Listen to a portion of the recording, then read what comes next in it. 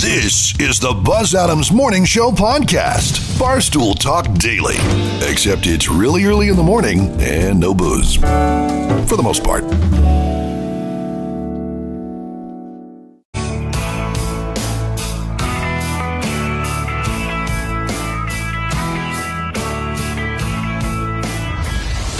Buzz Adams Morning Show, Monday through Friday, 5 to 10. KLAQ and KLAQ HD1, El Paso, a town square media station. Good morning. Today is a very special day.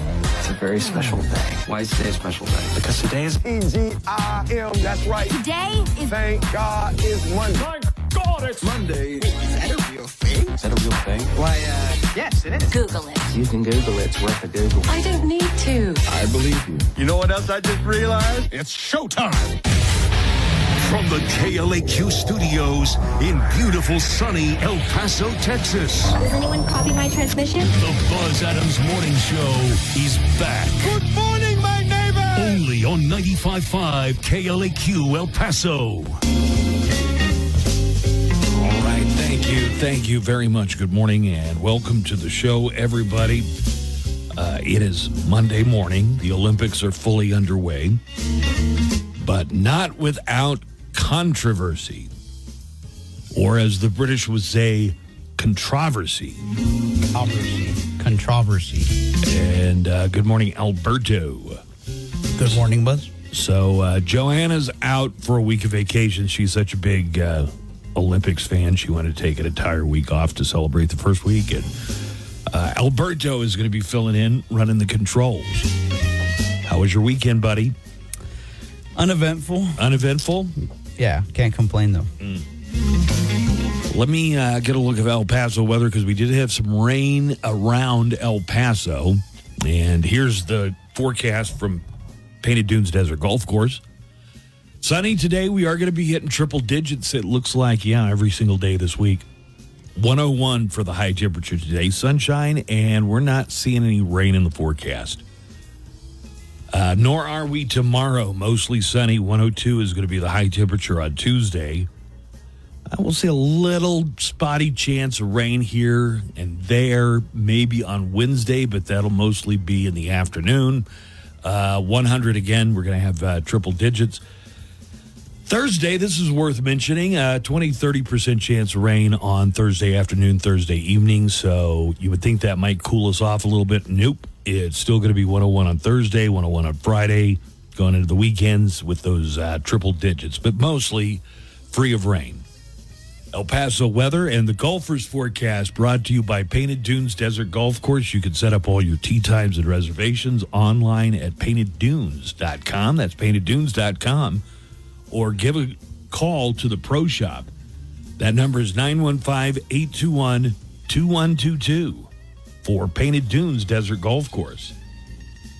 This is the last week for our free Thursday night concert at McKelligan Canyon Amphitheater. It's the last Cool Canyon nights of the season. And Funky Mungle is going to be performing.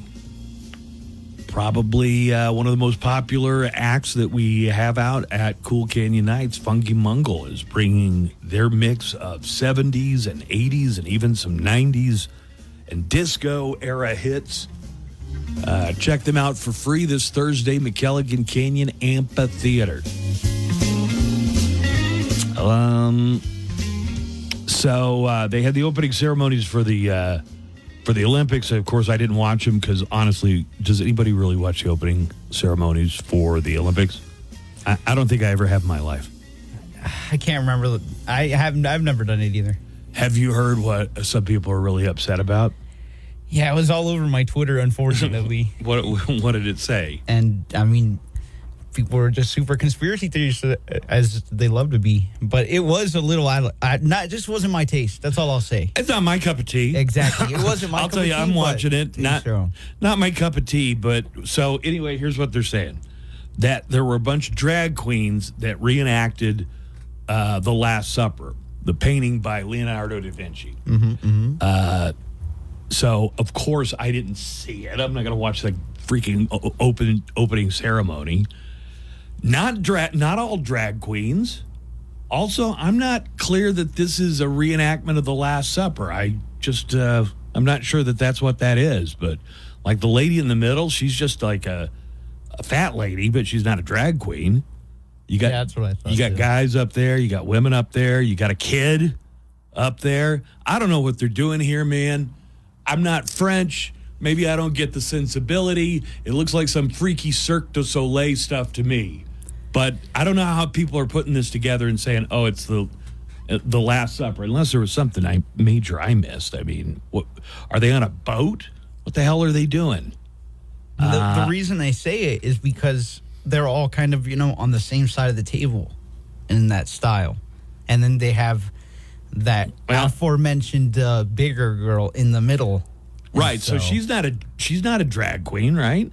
No, but she's in the middle, and then everyone else is kind of off to the sides, like in the painting. So I guess. All right. Well, whatever. But anybody who's really upset about this, I'm willing to bet that, like me, you didn't see it. Mm-hmm. It ended up on your Twitter feed, and you checked it out, and either you were outraged or you didn't care. And I'm in the second camp there. I just don't care. At least one advertiser has dropped advertising, but I'd never heard of them, so they couldn't have been that big of an advertiser.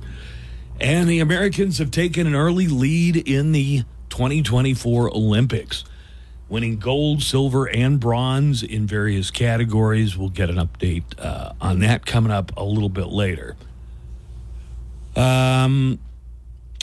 Nico swore he was going to be here early all this week since Joanna's out. So let me get his theme song ready to go when he comes in. Have that ready to run for you. We only have, let me count them here, 1, 2, 3 more days of July Iron Maiden. So listen for those extra Iron Maiden blocks. And we have lots of giveaways, autographs, some of them autographed, some of them really collectible stuff from Iron Maiden and for Bruce Dickinson. But we only have 3 days left. So enjoy the Maiden. It's not like we're going to quit playing Iron Maiden, but this has been July Iron Maiden. We're going to feature blocks of Maiden for these remaining few days that we have and give away collectibles. And then next month is Ghost. And we're going to do the same thing with the band Ghost. We'll have lots of giveaways, and you'll hear lots of Ghost. But that doesn't start until Thursday, is the first day of August. Let's see what else is going on. We're going to talk about wildfires out in California. The FBI says now that it was a bullet that hit Trump in the ear.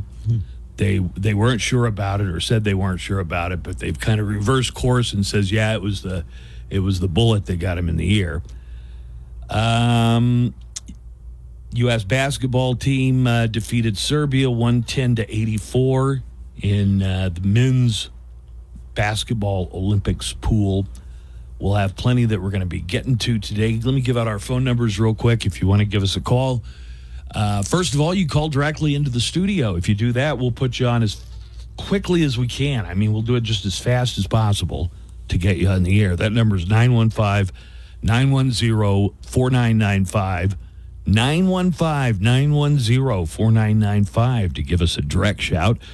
If you want to leave a message, you could do that anytime. We get those pretty immediately, so leave a message on the neckline. Let me give you that number. It's 844-805-NECK. That's 844-805-6325. Leave us a message anytime during the show, outside the show, late at night, on the weekend. It doesn't matter. We'll eventually get them. All right, got Today in Sound clips on the way coming up here in just a few minutes. We'll get that rolling for you and get the show underway here in just a second. The Daily Calendar. Today is July 29th. Go hug a tiger because it's International Tiger Day. And go hug a chicken because it's National Chicken Wing Day. It's also National Herald Day. Hug? But let's not make it creepy. And it may not look like it, but it's Rain Day. I'm only happy when it rains. To remind us there'd probably be no life on Earth without rain. That's your Daily Calendar.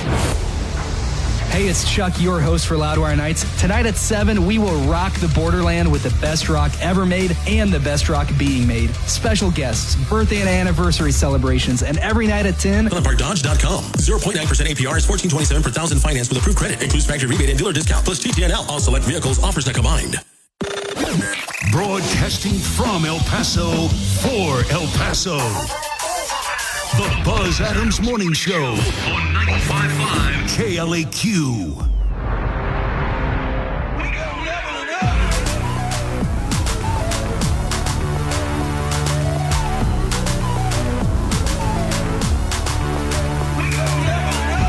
All right, we're going to get to today's sound clips coming up here in just a few moments. Had a couple of calls waiting for us already when we got in, so let me check some of these.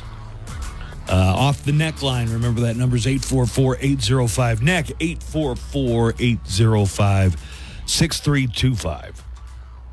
Good morning. Hey, I went to go see Deadpool this weekend. All right.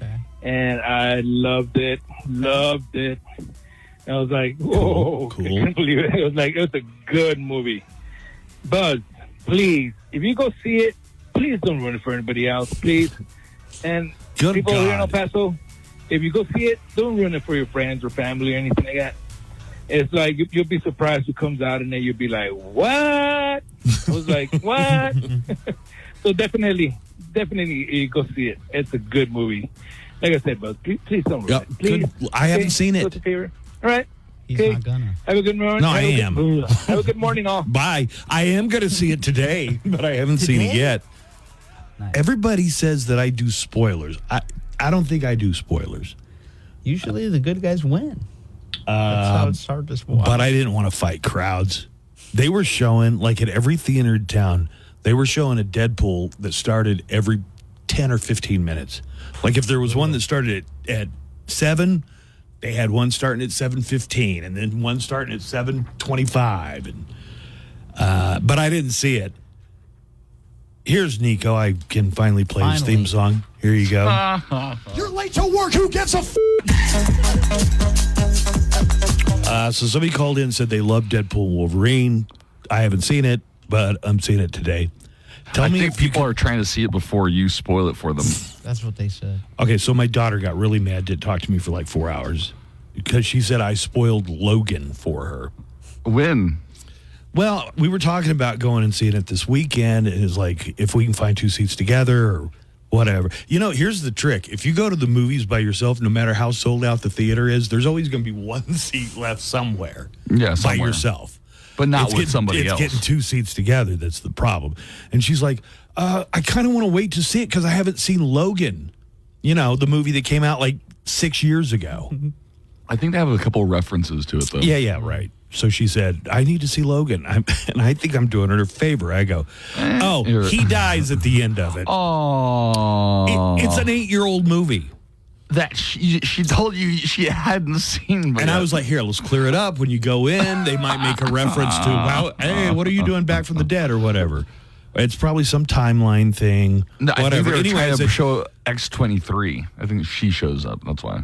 Is that the little girl in Logan? Oh, shoot. Am I giving spoilers? My bad. You might be. Again, never mind. I haven't seen the movie. I haven't seen it either. But I thought I was saving her time. Oh, yeah, in that one he dies at the end. Now let's go see the new one, and they'll probably make a joke about it. And she got mad.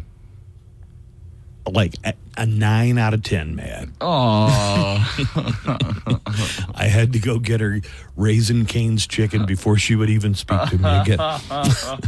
Do you think that's a spoiler, or is that just helpful? You're kind of spoiling an older movie. It's like... And she was so mad, and I told her, hey, spoiler, the Titanic sinks at the end.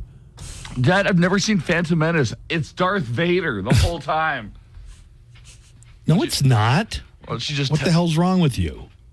He becomes Darth Vader. It's Anakin Skywalker. You know exactly what I meant. To work, who gives a Yeah. Morning. You boss, I'm late. I'm late. What you gonna be doing about it? I said I'm late. You could have cut that off at any time. There's no one else here, bitch. Hey, everybody loved our ASMR bit last week so much. You gotta be kidding. Oh, you guys are supposed to do beard scratching. That's a big thing in the ASMR community. Oh, really? Beer scratching? Yes. What does a beer sound like when you a scratch? beard like this? Oh. Like, Anyway, apparently, It's where you scratch yes. Mine is so long it doesn't even make sound anymore. Man. Look at that. You have to scratch one of those women from the Olympics. Buzz, you have to understand. In France, we are very, how you say, perverted. We are very perverse in our way. We are the freaky French.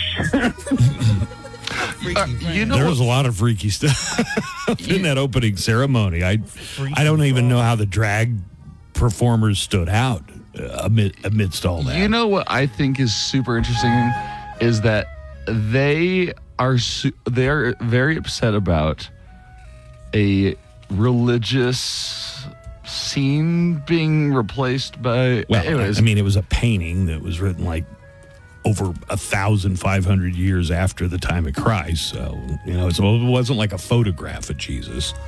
It's not. And I'm not even sure it's supposed to be the Last Supper. It's not. It's supposed to be the Dionysus, the Feast of Dionysus. Whatever. Or something. Anyway, I watched it, and it's like, it reminded me why I don't watch opening ceremonies. But first of all... No, my point was that... you haven't made a point on this. You just got here. That they don't mind Trump being shown as a religious figure, like next to Jesus, and they don't mind showing him... No. Right? Like Jesus pushing him out of the way of the bullet or whatever. Yeah, all that kind of stuff. Again, not everybody in that picture is a drag queen. There's men, there's women. The person in the middle is a woman. There's a kid. Some people are upset that the kid is on the... Are they on a boat or what the hell are they on? I think it's a platform. Your mom's a platform. Yeah. So anyway, didn't watch it. Not, this is a reason why I don't watch it. This all seems silly to me, but the fact that people are losing their minds over this stupid thing. Crazy. I want to remind you, it wasn't the United States, so this isn't Biden's fault. Did you see Gojira? What's Gojira? Is that Godzilla? I don't know. It's a French band, apparently. Did you guys see LeBron had like the flag and like on the boat full of the Olympians, and it kind of looked like George Washington? That was. You guys didn't see that? That was General LeBron James. LeBron James crosses the Delaware. No, but somebody sent me a picture. Got a rare shot of Snoop Dogg taking the Olympic torch at the final leg. Who do you think said that? Derek. Yeah, Derek. it's a gigantic blunt. And Derek, no stereotyping. I just know your type of humor. Let's go ahead and do Today in Sound Clips, if you're ready. And now, Today in Sound Clips. It's not just Olympics. There's also some Comic-Con news that I'm going to share with you here. Nice. Let's talk wildfires first of all. Wildfires are once again the main topic in California, with hundreds of thousands of acres already burned. The largest fire is the Park Fire in Butte and Shasta counties. Mm-hmm. As of last night, that one fire had burnt 360,000 acres. Here is Will Powers. What a name. God, when you name your son Will Powers. This is Will Powers of the Santa Rosa, California Fire Department said there were several things making the conditions to fight the fire much harder. Up in that area currently, you're having those 100-degree temperatures, very low relative humidity, so very dry, hot, a lot of steep and rugged terrain. So getting access to some of those areas is very difficult. They had a very rare fire tornado, which is where a tornado made of fire forms over a wildfire. What, were they all out of sharks for the Sharknado? Or there's a fire tornado? Yeah. At one point, they had the fire 3% contained, but then it was back down to 0% contained over the weekend. Yeah, because how do you contain a fire tornado? That's like a twister of fire. I mean, just the fire in general, but yeah, a fire tornado would make it really hard. Here is the sheriff of Butte County, California, Corey Honia, said that dealing with the constant wildfires is taking a real mental toll on people that live in the area. It wears on our community. There is so much trauma And here's a firefighter from Butte County, Craig Kielb, whose house burned down. He said that his family loved living where they lived in the woods and would move there again, but not to the same house because it burned down. Moved up here because we just love living in the woods. Now I hindsight, second guess that, but I still will. I'll do it again. That's the dangers of living in the woods. Yeah, in hindsight, it was not a good idea. Yeah, well, how about the people that live in Florida and keep getting hit by hurricanes? It's like, dude, this happens like every 5 years. In hindsight, I should have moved inland. Away from the hurricanes. Hey, you know what's hilarious? Let's do some Olympics here real quick. Yeah, go ahead. Oh, we were talking about tornadoes. I was talking to two young people this weekend.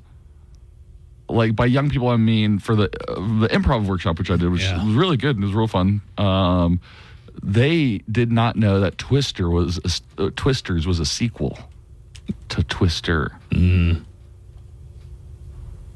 I think it's a remake. Like, I don't think it picks up with the same characters from the first one. It does. I could have sworn it does. Who'd you see in there? Carrie Always? Bill Paxton? His ghost. Helen Hunt? Wait, you didn't go see this movie, did you? No, I didn't. The U.S. got some gold in the swimming pool this weekend. Katie Ledecky got a bronze, and it looks like maybe, I hate to say it because I'm a loyal, patriotic American, looks like the Australians might have a slightly better swim team than the Americans do this time around. No. They're pretty dominant, yeah. They got a good swim team. But here are highlights from Americans. Tori Husky winning gold, Gretchen Walsh getting the silver in the women's 100-meter fly. Plus, our first gold of the games came from the men in the 4x100 freestyle relay. Here's a little bit of the action from Paris in the Olympics over the weekend. And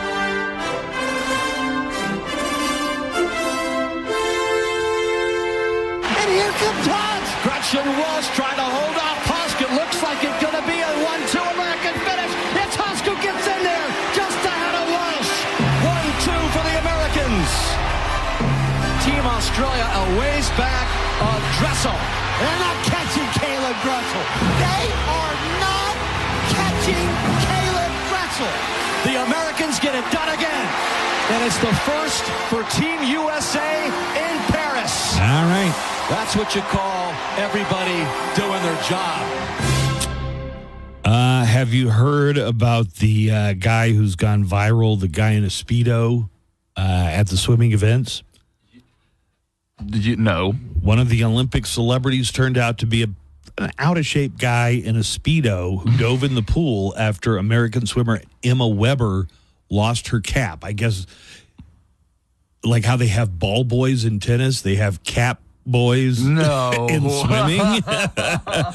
Well, the commentators and the crowd really seemed to embrace this guy. He quickly became an internet sensation.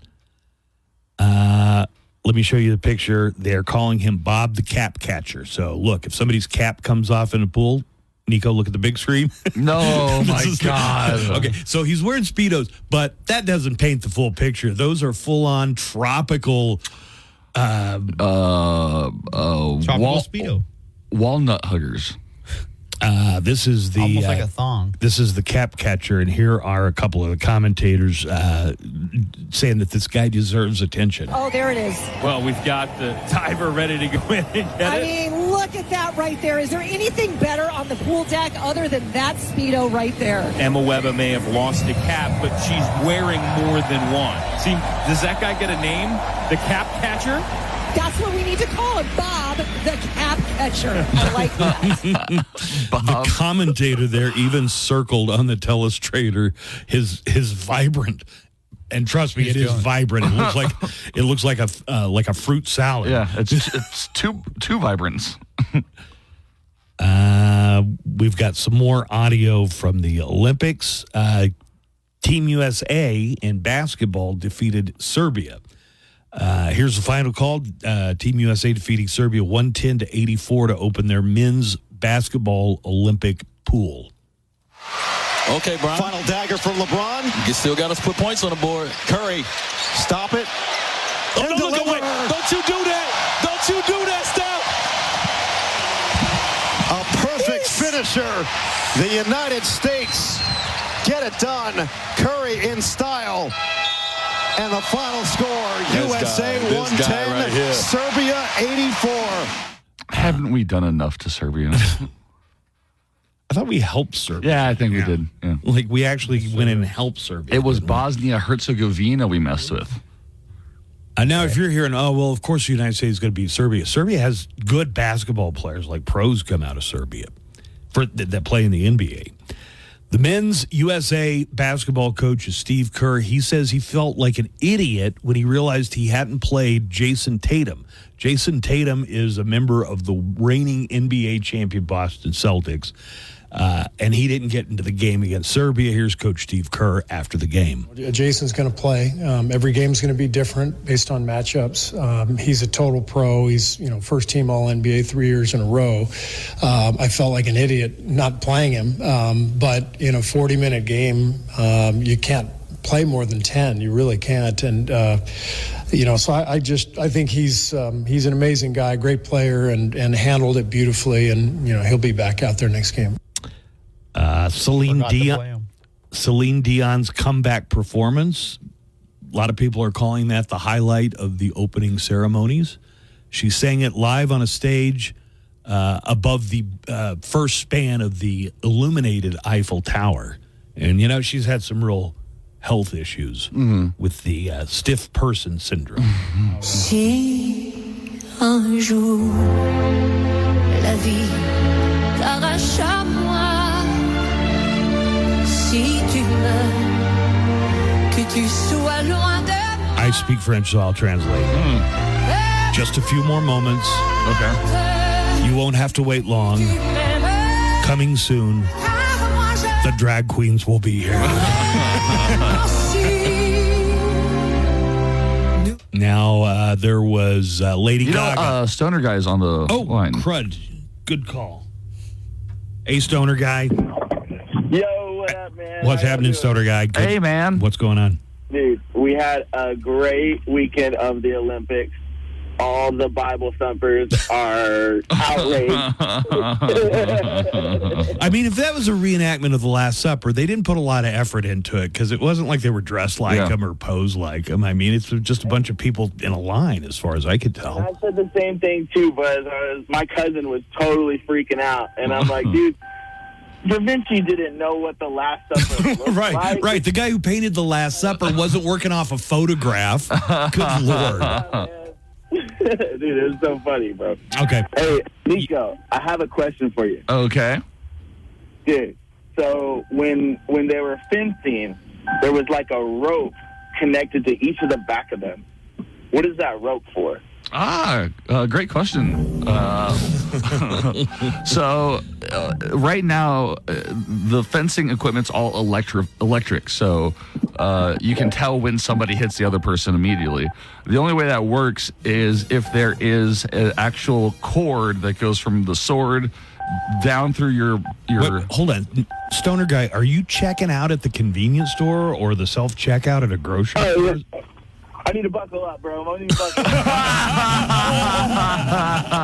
up. Okay, go ahead. Yeah, The power cord goes to the sword. Yes. The sword needs a cord. A cord to register, the hits. So that's what it is. That's how they know when to scream, because there's always someone screaming that they got them. Yeah. Yeah, pretty much. Why? Does it hurt, or is that the person screaming because they're so happy? They're scared. No, because it's No, because they got them. They got a point. It's like a warrior scream, Buzz. It's called when you are a fighter, Buzz. When I was a fighter? No, not you. You never. I'm saying when a person is a fighter. I'm a lover, not a fighter, Paul. You want to exclaim things. Paul, who's Paul? Paul McCartney and Michael Jackson. Come on. I'm a lover, not a fighter, Paul. Stoner Guy gets it, or if he doesn't, he still thinks it's funny anyway. So. I get it now. All right. Yeah. Okay. Thanks, All right, man. thanks, Stoner Guy. What are you saying? What? Okay, so I think the fencing would be a lot better if they made it like an Errol Flynn movie or the sword fighting scene from Princess Bride when they did all that stuff. Basically, what Olympic fencing is, and I don't mean any disrespect, these are great athletes. It's lunging and poking. That's what it is. I'm going to lunge and poke. They're never like... It doesn't live up to the hype. It's not as good as it's not as good as the lightsaber fight between Obi-Wan Kenobi and Darth Vader in the very first Star Wars. Yeah, because we look to lightsaber fights for our actual what I'm just saying, as a competitive person, fencing. as a person, you're right. Lightsaber fights are the ideal that we are trying to replicate in every change sport. the rules so it's not just jumping Okay. and poking at the same time. Well, then basketball sucks because it's not like Space Jam. It's kind of like Space Jam. It sucks because it's not like Space Jam at all. Lady Gaga had performed her opening number, and Mike Tirico and for some reason Kelly Clarkson were commenting during Lady Gaga's performance. And I'm just going to say here, Kelly Clarkson maybe doesn't know a lot about the Olympics, but you would think she would know enough about singing because all of her comments were pretty much limited to cool or that's so cool. So let's hear a little audio here. Bonsoir, bienvenue à Paris. Yeah. Montre ton plomb des oiseaux, des animaux.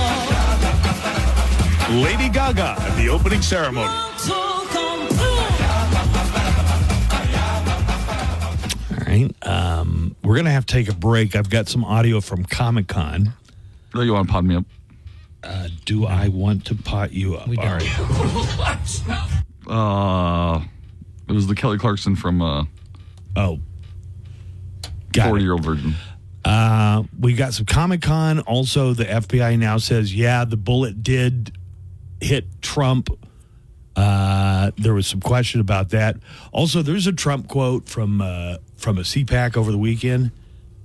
One of you Trump whisperers who's always can explain what he really meant has to explain this, because he told a bunch of voters, just vote for me this year and you'll never have to vote again because we're going to take care of everything and you'll never have to vote again. Somebody's going to have to explain to me what the F he meant by that. So we'll have those sound clips coming up and more of Today in Sound Clips on the way right after this. Hey, it's Double G. Coming up after the Buzz Adams Morning Show. In El Paso accreditation. Join us in welcoming Elizabeth Terrazas. Visit bbb.org El Paso to learn more. Live from the KLAQ studios, the Buzz Adams Morning Show. Courtesy of Glasheen, Vyas, and Enderman Personal Injury Lawyers at GVILaw.com.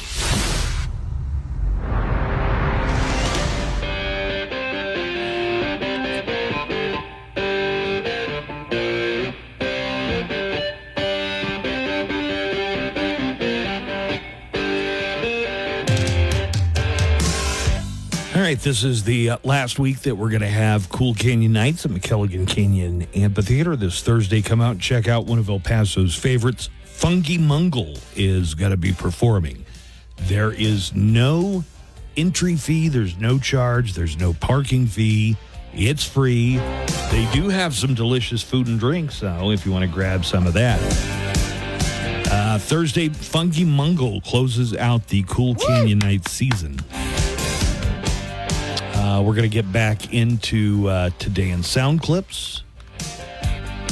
Let me get a couple more calls that have been coming in. I was going to play a couple. Well, how do you know if we haven't coordinated that you aren't playing the same ones? Oh, because this one has fencing ones. Do you want to play any of the fencing one? Yeah, go ahead. Good morning, Mo Show. Hey, Buzz. Hey, Nico. Hey, Alberto intern. Hey, we need to cut the chit-chat and get some fencing going on the Buzz Adams Morning Show. Put it on Facebook Live. Buzz versus Nico. Nico versus Alberto. Let's get it on. Have a good day, guys. Love y'all. Bye-bye. Yeah, maybe some like office fencing. No. Nico does know fencing. Like he'll poke our eyes. Yeah, he'll poke your eye. I'm real good. I beat you every time we play with the 2v1. The lightsabers you have at your house. It would be the equivalent of me taking on Nico in virtually every other sport that isn't fencing. Wait, you mean now? There's no sport where you could outrun me. It's not all about running. You want to pick out some sports, and we'll do... Like, you would have to be stationary. Like, horse, maybe. Horse? Yeah. 21, man. I swear to God, I'll run you ragged. You don't think I will. Yeah. Let's come up with some sports. I'll even give you fencing so that you can count that as one. I'll even concede. I've already beaten. We've done this before. No, but if we did other sports, basketball. I would beat you at basketball. No, I'm sorry, you're dreaming. I guess golf is an Olympic sport this year. Is it a sport, though, in general? It's a pastime, I would say. Wrestling, you pick it, Greco-Roman, freestyle, whatever you want to do. I'll you beat just you in have wrestling. to sit down on me. That's right. Weightlifting, we could do a weightlifting. We could do... like, if I can move you 3 inches, that counts. If I could, like... All right, here's another call. Hey, morning show. Have you heard about the French Olympics opening ceremony? I've heard about it. I haven't watched. I can't even tell you the last Olympics I've watched. I can't, because it's too boring. Can't watch it. But I've seen a lot of memes on my social media. A lot of still images. You know, apparently it's really nuts what they did in France. That opening ceremony is really nuts. Apparently a couple of guys have their nuggets hanging out, pop. That turned out not to be the case. So there was one backup dancer for somebody, not Lady Gaga or but there was a backup dancer, and people thought that his boys were hanging loose, and it turned out it was an optical illusion. So they found out that was not the case. Smurf and some other dude. Papa Smurf. Posh. Everybody. French dude. Maybe Les Romantiques will have something to say about it. Parlez-vous français? Donnez-moi la tête, oui, oui. All right. And, I got to tell you, these French, they got balls, man. It takes balls to do what they do. Okay. All right. I hope you're just as upset as when somebody posts a picture of Donald Trump being guided by the hand of Jesus. Well, it didn't sound like he was upset. He was just saying it was... I'm not going to sit here and pretend to have an opinion one way or the other. I didn't watch it.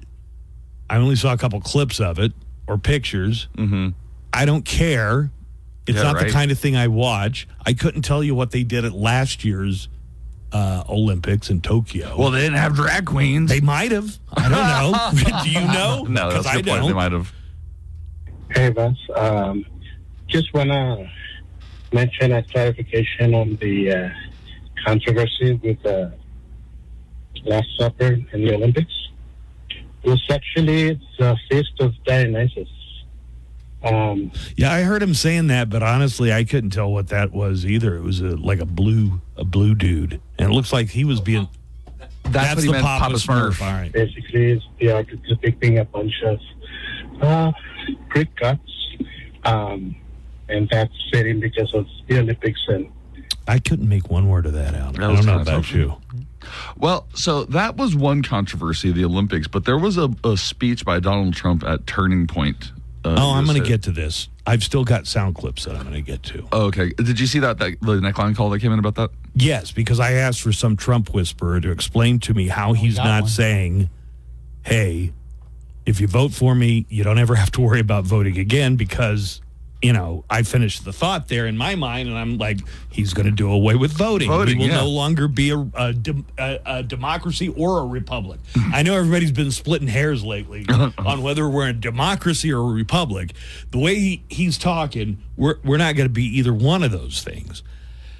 Big news in the Marvel universe, not just that Deadpool Wolverine had the best opening weekend for a rated R movie in the history of cinema. That's probably not a surprise. At Comic-Con on Saturday in San Diego, they lined up a lot of guys on stage in the Dr. Doom mask and costume. One of the guys emerged from the back and ripped off his mask. You're going to hear the fans go wild, because behind the Dr. Doom mask was Tony Stark, Robert Downey Jr. Ladies and gentlemen, as proof of the unimaginable possibilities in the Marvel multi-universe, we give you the one person who could play Victor Von Doom?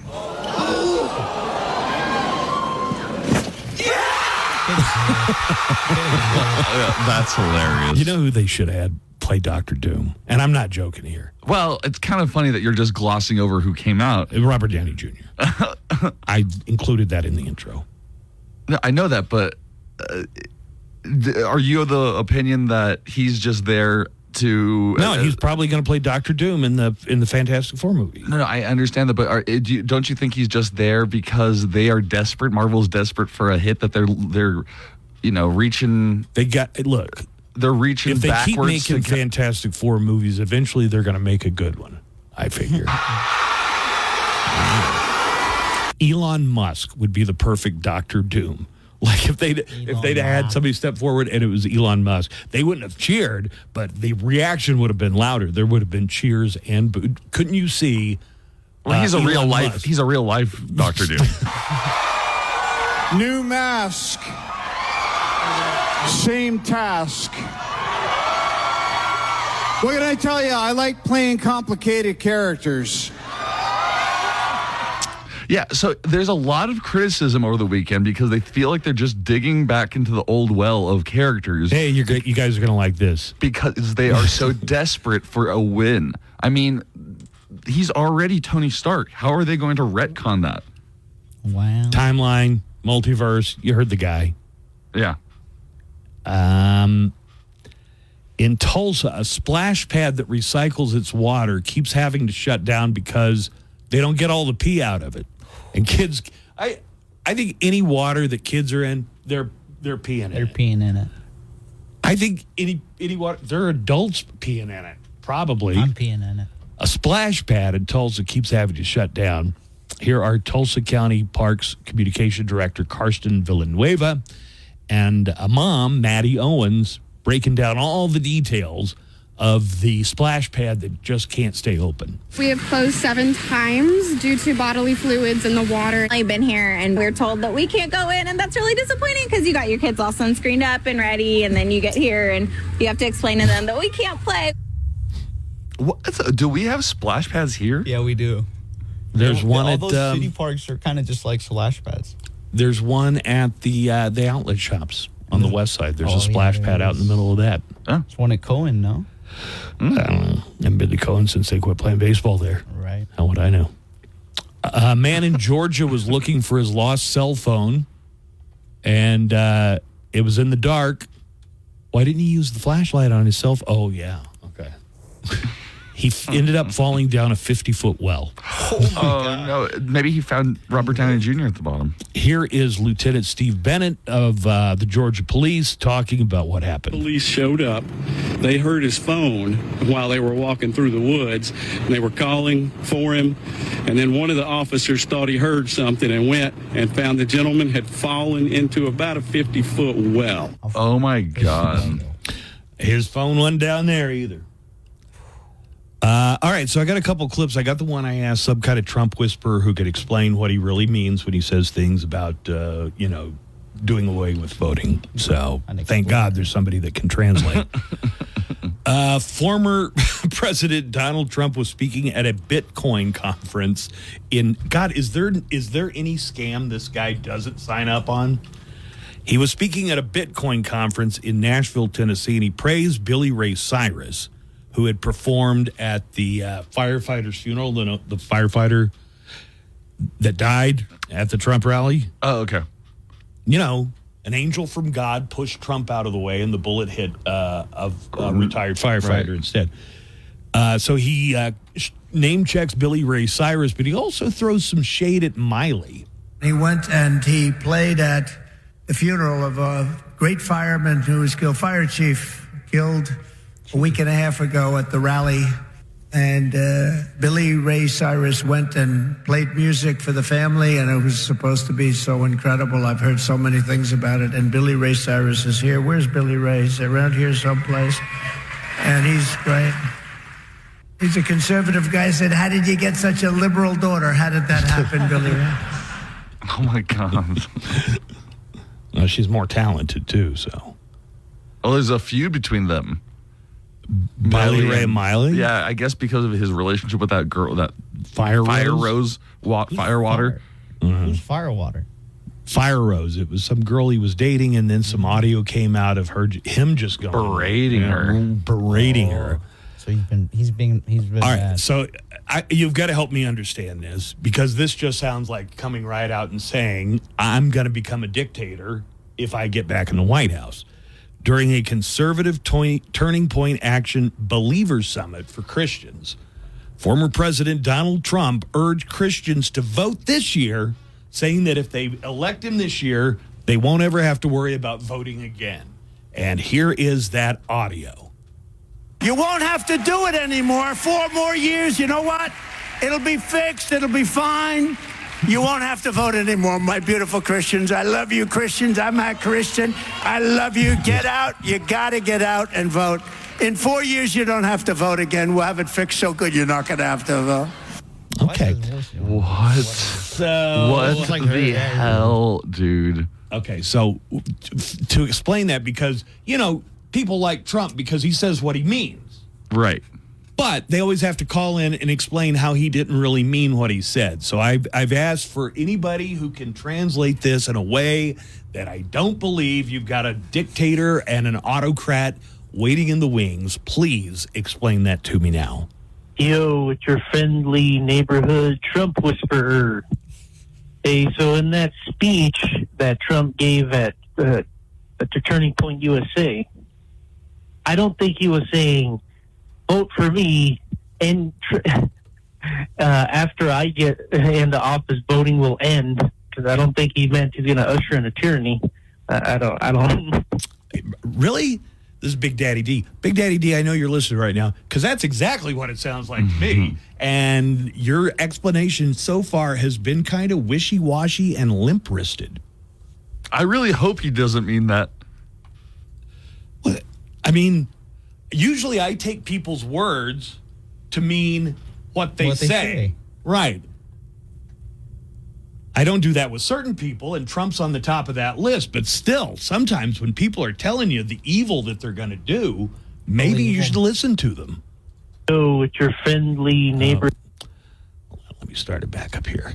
After I get into office, voting will end, because I don't think he meant he's going to usher in a tyranny. I don't.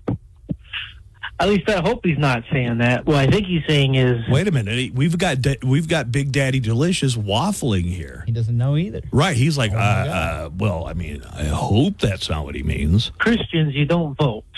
So come and vote for me. Who says Christians don't vote? Christians voting. are one of the biggest voting. voting blocks in the country. One time, and then don't worry about it, because I'm going to fix everything. Not that voting's going to end. I'm going to fix the dust storms. I'm going to make the crops grow again. And I'm going to do it all in 1 week. What voice is... Oh, is Camacho? Yeah, President Camacho. He's going to fix all the... Wait a minute. We got this guy. Daddy D, from the sound of your voice, the inflection in your voice, I think I can detect that you deep down know you're full of shit. And then don't worry about it. Because I'm going to fix everything. Not that voting's going to end. He's just saying, come out this time and vote for me. So I think that's what he was saying, but I think that was a poor choice of words. God, it must be exhausting to twist yourself into a pretzel every time Donald Trump floats the idea of treason, that you've got to come out the next day or the next 3 days later and explain how he was not urging the overthrow of American democracy. But Brando, good try. It's got electrolytes. It's got electrolytes. You won't have to do it anymore. 4 more years, you know what? It'll be fixed. It'll be fine.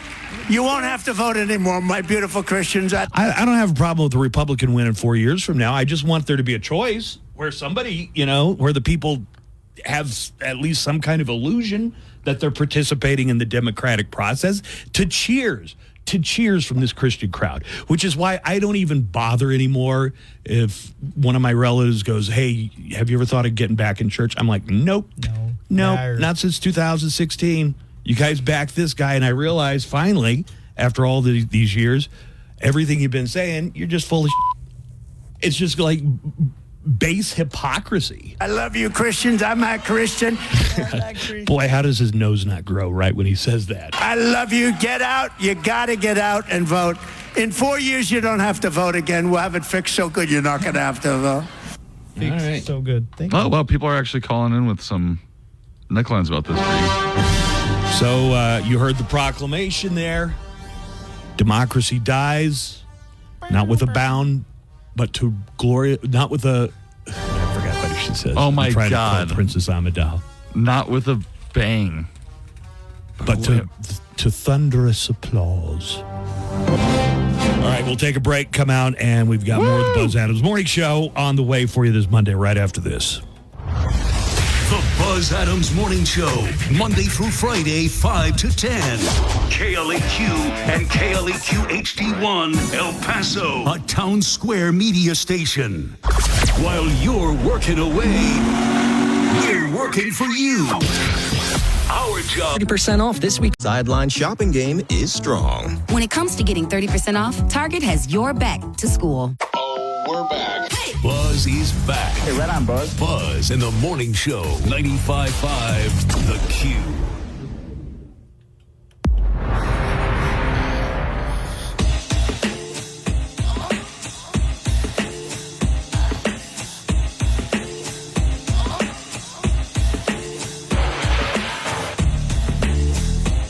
How was your improv class? It was awesome. It was so fun. I had a great turnout of students. They were so talented. And then by the Friends and Family show yesterday night, everybody was just great. Really fun to watch. Where'd you do the Friends and Family show? At the fire engine? Uh-huh. All right. You all right there? Oh, he's excuse me. Seasoned. He's seasoned. Yeah, we did it at Engine 3 Brewing Company, and I got to give a huge shout out to them because it is a locally owned bar that is run by a current fireman, Gil Medina, of Station 3. Station 3's got to give it up for them and all the firemen because they really make for good drinking partners, and what they do for the city is amazing. So big shout out. Oh, so could people like get bars at the drink during the improv comedy workshop? Can you get bars at the drink? Can you get drinks at the bar? Yes, I think you could have. Although I'm not sure Jenny, the instructor, would have. Wait, I thought Jenny lived in California. She does. Oh, she's just here for now? Yes. Well, nice. I think she's going to leave soon, but yeah. Morning, Mosho. Nico, Buzz, you're never going to believe this. The first scandal of this Olympics just broke, and it has to do with the women's U.S. fencing team. I think they've all been disqualified. OMG. I think there were some match-fixing allegations. Look into it. ABC News. I'm trying to find what you're referring to. I'm not finding anything. Bro, this guy skipped the beat. The women's Canada soccer team got caught using drones to take video of like another team's practice, and they got in trouble. I heard that, but I didn't know it was the women's team. Yeah. Well, some of the coaches got sent home. Yeah, they got fired. And then there was like an allegation that it was all the teams, like that this is just drones are part of the game now. Well, that's what they're alleging. Yeah, why not? The women got caught using it for sure. There's absolutely no news item about this, though. About anything having to do with an Olympic scandal involving the women's fencing team. I was not able to find a single thing about that. Our fencing guy didn't check with him. Or the internet. Sometimes there are gaffes when they introduce the teams, because you got dozens and dozens of countries speaking at least 24 different languages. South Korea, when they came out, was announced as the Democratic People's Republic of Korea. And it's not? That is the full name of North Korea. That's right. Yeah, but this was South Korea. So they announced them as the Democratic People's Republic. Any country, the more you have to put the Democratic People's Republic, all those words, the less democratic of a republic and the less power the people actually have. Yeah, for the most part.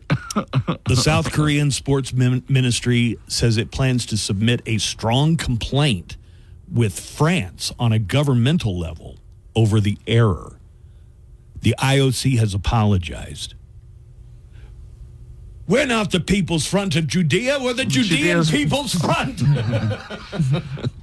Alberto, can you tell us what movie that's from? Which one? I don't know. We're not the Judean People's Front. We're the People's Front of Judea. I don't blame him for not seeing a 50-year-old movie, man. It's a comedy classic. Let's see. U.S. has taken an early lead in the medal count. Team USA won 12 medals at the Olympics and came out of it with the overall medal lead. 3 gold. And for the gold, 2 in swimming and 1 in fencing. Yeah. Whoop, whoop. Deadpool and Wolverine set the record for biggest box office opening for an R-rated movie. Well, they kind of...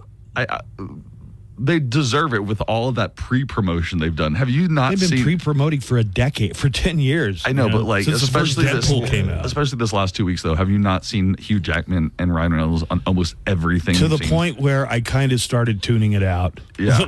It's almost so overdone. And I like both. I like both of the characters. I like both of the actors. I'm definitely going to go see it, but it was almost overload at You some couldn't point. turn anywhere without seeing them. Right. So I just started ignoring it. So why? Were they just on a blitz? They were, yeah. Everything from Vanity Fair to they should just lie detector tests. I don't know what that is. They did the hot one. You don't know what a lie detector test is? I know what it is. Okay.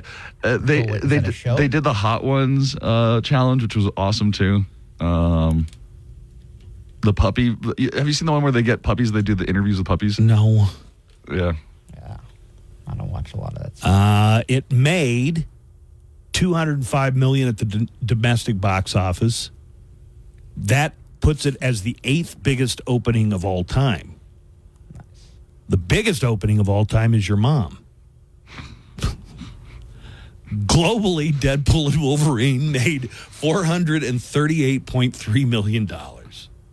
It now holds the record for the biggest opening ever for an R-rated movie. Nice. The first Deadpool held that record with $133 million. Now, if you're listening and you're coming in late on this, there's no way I'm spoiling anything because I haven't seen it yet. Oh, there were people... Theaters were full. Oh, really? Get it. Yeah. Oh, yeah. Like on Fandango, you couldn't find an open seat. And they were showing... What's a Fandango? You know what Fandango is. Uncultured. Can you even get Alamo Drafthouse tickets there? Yeah. Oh, cool. Or, there's an app. Alamo has an app. Yeah. You get them through Fandango. Every theater that we looked at had a different showing of Deadpool and Wolverine. 10 minutes, 15 minutes. You never had to go more than 15 minutes. Never more than 20 minutes without a new one showing, and they were still all sold out. Oh, wow. So I'm going to go see it today. And then... all bets are off. Spoilers galore. People said they specifically went to go see it this weekend. To beat me? Yes. Yeah. Let's see what else. El Chapo's son duped a drug lord. Mm-hmm. We talked about this on Friday. We took a lot of calls, and that was the way that it was looking, was that El Chapo was in on it with the FBI and the DEA, right? Is that what they're still saying? That's what it looks like. Or his son, not the actual... Chapo Jr. Right. El Chapo's son convinced this guy they were flying somewhere in Mexico, but they weren't, and they landed in Santa Teresa, New Mexico. What am I doing here? He probably thought it was Mexico. I mean, if you step out there, why wouldn't you think it's Mexico? I don't know how quickly FBI descended on them. No, they were waiting for him right there on the tarmac. They were there. Yeah, on the tarmac. Immediately. Now, And there's some video airplane. that I would like to see is like, what did they do? I guess El Mayo is the Sinaloa leader. Mm-hmm. El Zambada. El Mayo Zambada, yeah. Did they? He's like in his 70s. Yeah, did they he's throw like him down on the tarmac and press his face? Did they do all that? Or they took his walker away? No, I think since it's like an arranged meeting, like an arranged meeting, everything's a lot calmer. Yeah, but he did not know. He didn't know. El Mayo did not know. So he's caught by surprise. He doesn't even have time. What is he going to do? He's also old. Don't those guys take like muscle with them everywhere they go? I've seen Breaking Bad. Yeah, right. I saw Gus Fring. Yeah, no, Salamanca. He never went anywhere without a couple of bad-looking dudes carrying some serious hardware, right? Salamanca. On TV, I'm going to give you some highlights from television today, okay? All right. Futurama's back on Hulu. The 12th season premiere of Futurama. Way better than The Simpsons. Futurama writing is probably about 10 times better than The Simpsons.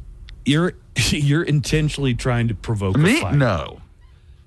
Primetime Olympic coverage on NBC.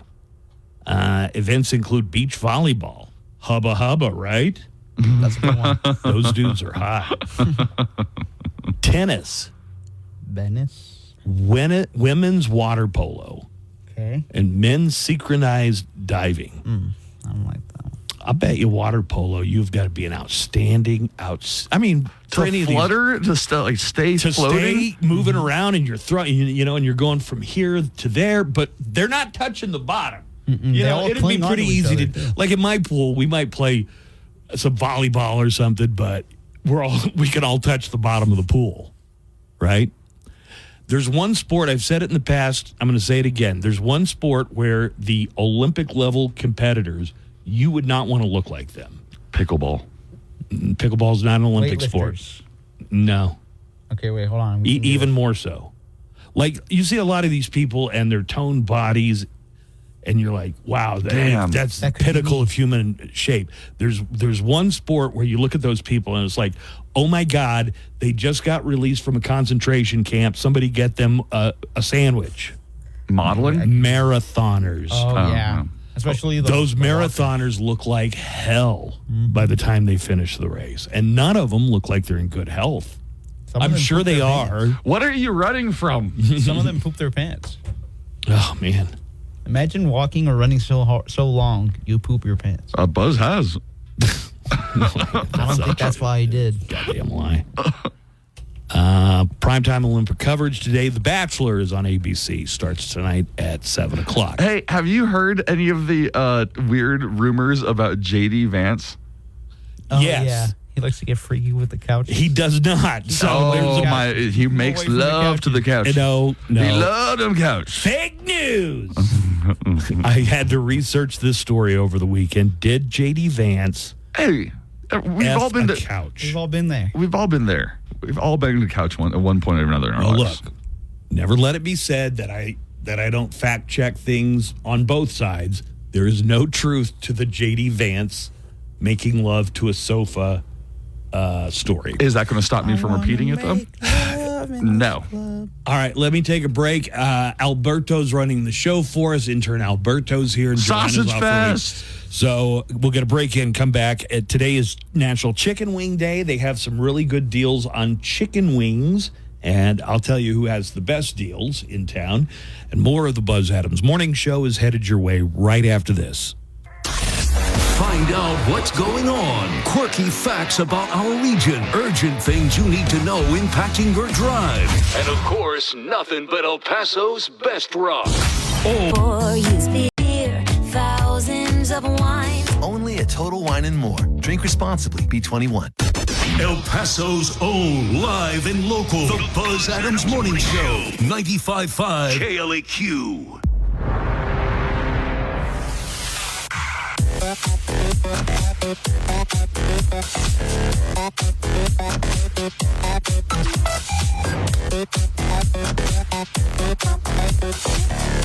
All right, we've got a few calls I would like to get through.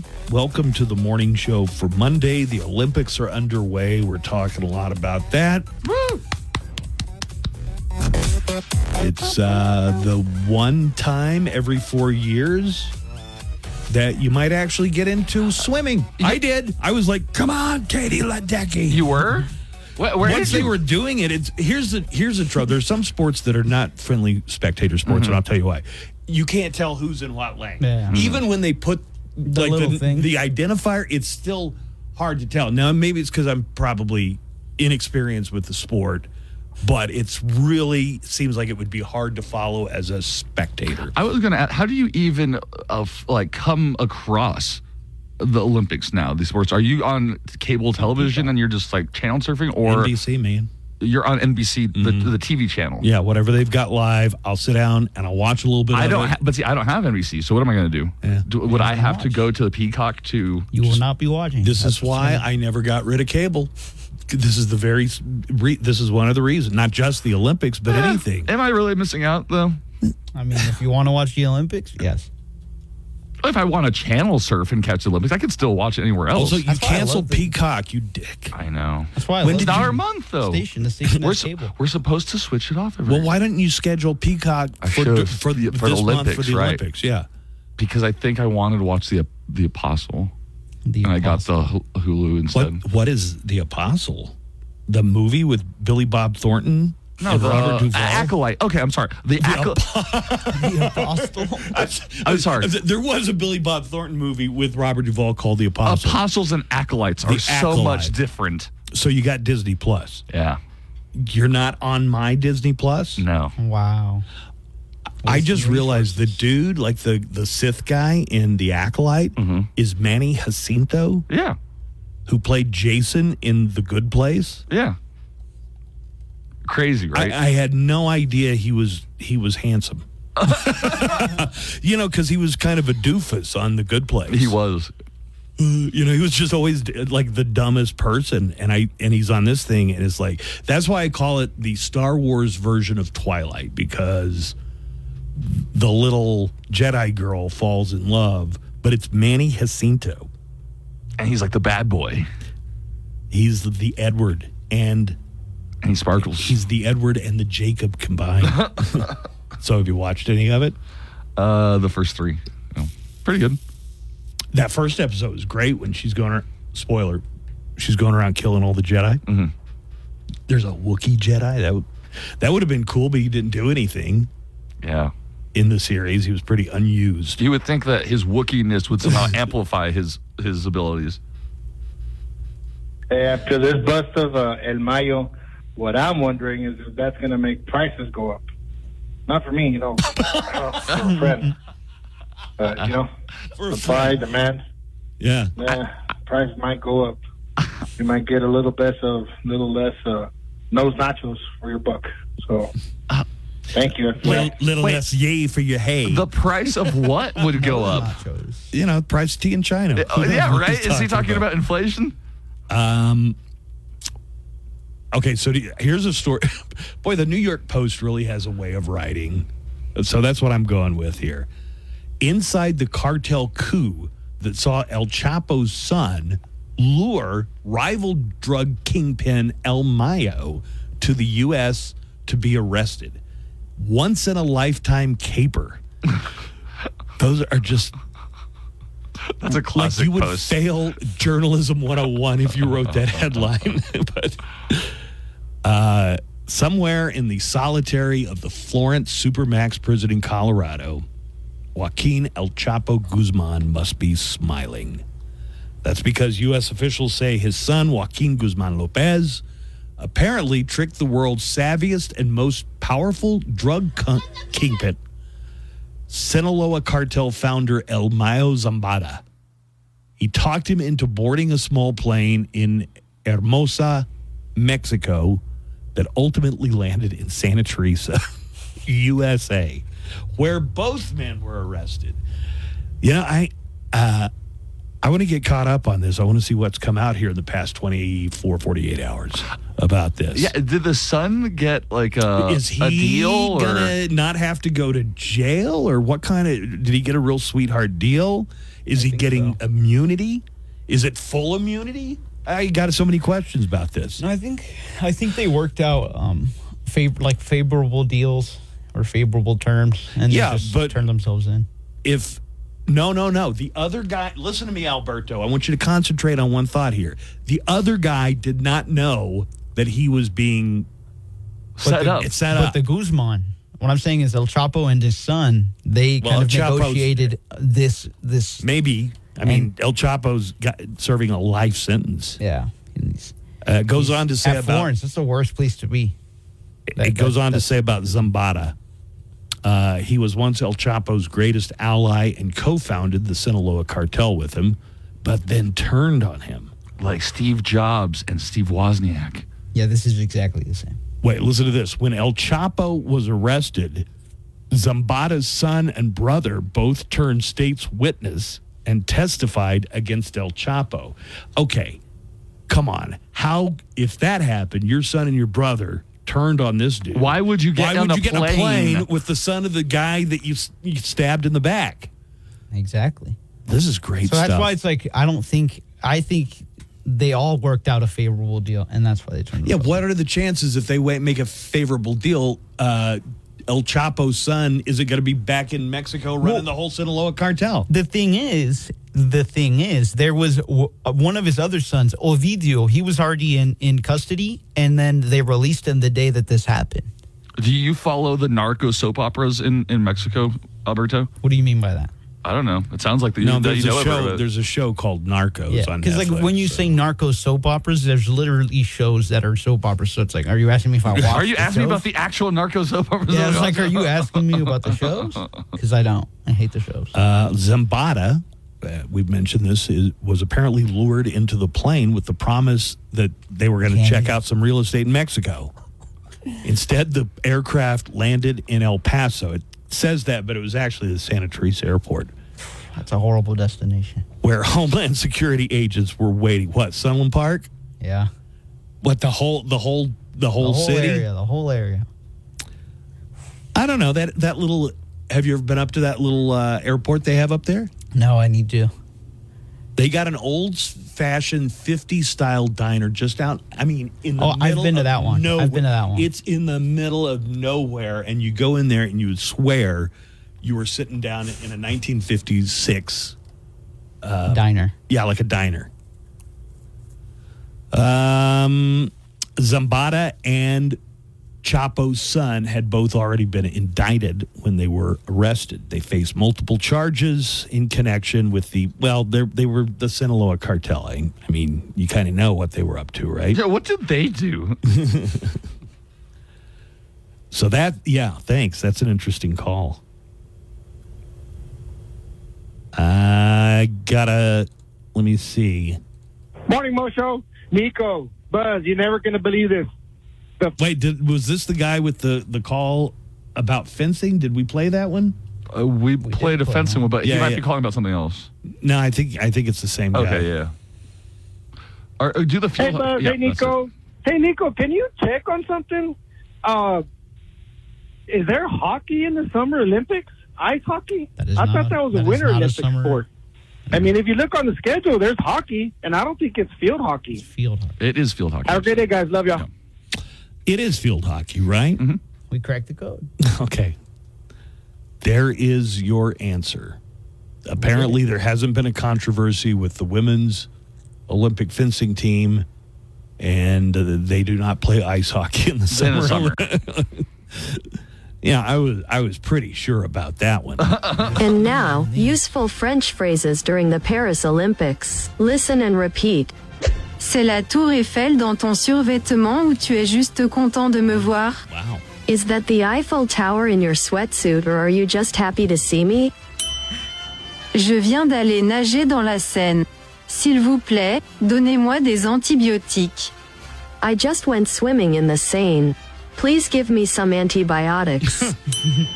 Avez-vous la climatisation? Je transpire comme un marathonien à la ligne d'arrivée. Do you have air conditioning? I'm sweating like a marathon runner at the finish line. And those are some useful French phrases during the Olympics. Coming up after the Buzz Adams Morning Show, Glenn Garza and Daniel Paulus. Requires eligible plan, speed, coverage, and other restrictions apply. Visit att.com/onenetwork for details. Live from the KLAQ studios, the Buzz Adams Morning Show. Courtesy of Glasheen, Vyas, and Enderman Personal Injury Lawyers at GVILaw.com.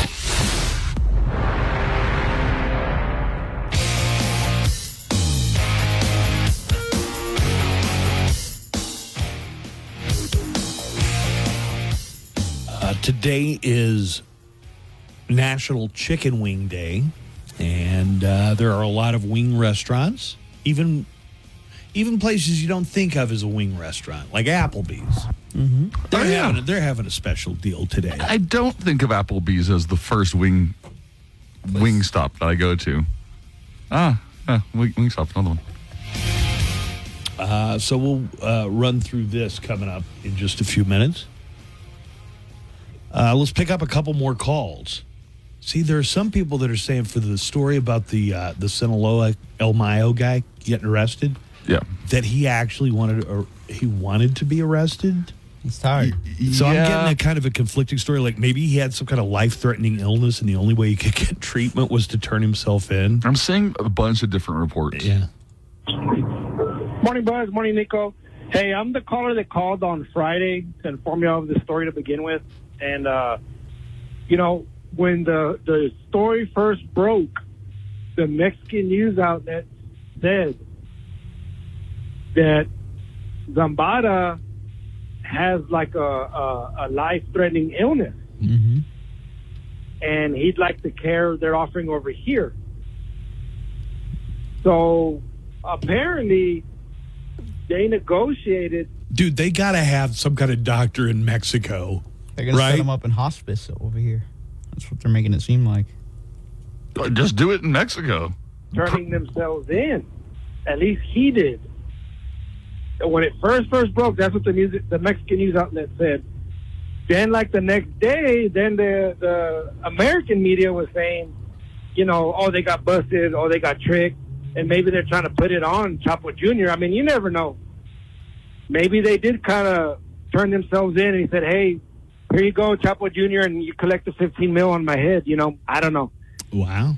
The debate is there. Have a good day, guys. Bye-bye. Okay. All right. That's interesting. A new report today just said that Guzman Jr.'s lawyers have already said he was forcibly detained, or El Mayo's lawyers said he was forcibly detained by the brothers. By the brother. Or the son, excuse me. The son. Yeah. But I think the caller brings up a good point. We may not be getting the real story from Homeland Security for whatever reason, whatever their reasons are. Maybe they're not telling us exactly what happened. Buzz, I don't know who you think you are, if you're going through some sort of Dr. Pepper withdrawals or something, but bro, you enjoy doing spoiler alerts. So don't act all indignant about people trying to call and tell you, hey, don't be a jerk, don't be a jerk. I'm obviously using the PC radio version of the word, but don't be a jerk. I have not even seen Deadpool. You and your delight at spoiling things. No, your impish delight. Like with my daughter this weekend, I thought I was just being helpful and polite. She was like, I need to see Logan before I go see Deadpool Wolverine. And so I said, it's set in the future and he dies at the end. Yeah, so you're good. We don't need to do that. It came out like 6 years ago, Maybe man. you wanted to go see it. Do you remember it's set in the future and the opening scene and several of the opening scenes? Like the first 20 minutes of the movie are in El Paso in Logan. Do you remember that? I remember the reports about. Like I actually haven't seen Logan yet, and he kills a bunch of cholos in the first scene. You've never seen Logan? I haven't seen it yet, so you kind of spoiled it for me. Thanks a lot. He dies. Oh my god. Well, so that when they bring that up, if you go see Deadpool Wolverine, you know what they're referring to. You know what? I think you need to hear that neckline call again. It's an old movie. What are you talking about? Yeah, right. How long are spoiler alerts still in? Hey, I don't know who you think you are. These movies aren't even good. Anthony Perkins in Psycho was dressing up as his mother. Movie from Lord knows when. Yo, it's Jonah Guy again. Yo, hey, like the best way to watch the Olympics and what kept me, definitely keeps you like a spectator is that there's on Peacock, there's this thing called the Gold Zone, and it'll put on like 2 or 3 different screens or 4 even to show you everything that's happening all at the same time. And then it'll go to one, and then whenever it's time for like a gold medal or like, a special moment or anything is happening, it'll switch to that screen. and it'll, switch back and forth, and it'll show you basically everything that's going on at that point in time.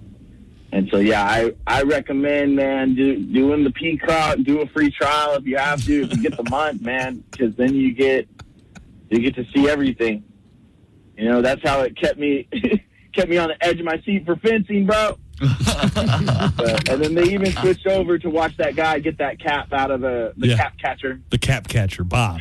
So you see it all, man. And you don't even have to do no channel surfing or nothing, man. Dude, y'all have a good one. Later. All right. Thanks, Stoner Guy. Thanks, Stoner Guy. That's awesome. Back-to-back gold medals in historic day for U.S. fencing. After winning in Tokyo, a Notre Dame graduate prevailed in an All-American final in Paris to become the first U.S. woman to ever earn consecutive Olympic titles in foil. Foil. Those things are made out of foil? It seems like they bend. Like aluminum foil? Don't be like that. You have some of my equipment. Hey, you left it there.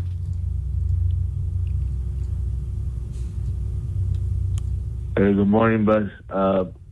I think El Mayo turned himself in and pretended like it was forcible just so he could get out on a privilege to go see the new Deadpool movie. You heard about the great customer service at Alamo Draft House. He's all like, "Mijo, vamos a ver la de Deadpool. Véngase, guy." And he brought a little pack of pasecitos so he could sell it and buy some popcorn. And my girlfriend's telling me, wow. But, conspiracy theories, you never know. Okay, I didn't follow all that, but yeah, maybe he turned himself in so he could see the Deadpool Wolverine movie. Happy National Chicken Wing Day, everybody. Yeah. Boneless or bone-in? That seems to be the big question of our age. Well, maybe as an older man, you can't get bone-in anymore, Nope. but... 100% bone-in. Wow. Bone-in every time. Boneless, never. You're just eating a chicken nugget. If you're eating a boneless wing, it's just processed chicken that they roll it. Every boneless wing is probably made of a dozen different chickens. Somebody was trying to point out that we were getting that wrong. That boneless wings are actually just bite-sized parts of the chicken. Chicken nuggets are reconstituted chicken. And you're forms. saying the boneless wings aren't just reconstituted chicken? That it's just chunks, chicken chunks. You never know. The mayor of Buffalo, New York, declared National Chicken Wing Day in 1977. So this is the 48th year that it's been celebrated. Do you ever get a craving for a special restaurant's wings? Yes. Wingstop. I like Wingstops a lot. B-dubs. Twice a year, 3 times maybe, I get this hankering for Hooters wings, and it has nothing to do with the Hooters. With the girls. Aww. It all has to do with, God, I am really hungry for some Hooters wings. Are they the best wings in the world? I doubt it. Sometimes they really hit the spot. A group that tracks America's eating habits found that we have eaten, in the past year, about 1.3 billion chicken wings. It's a lot of chickens. That's up 5% over the last year.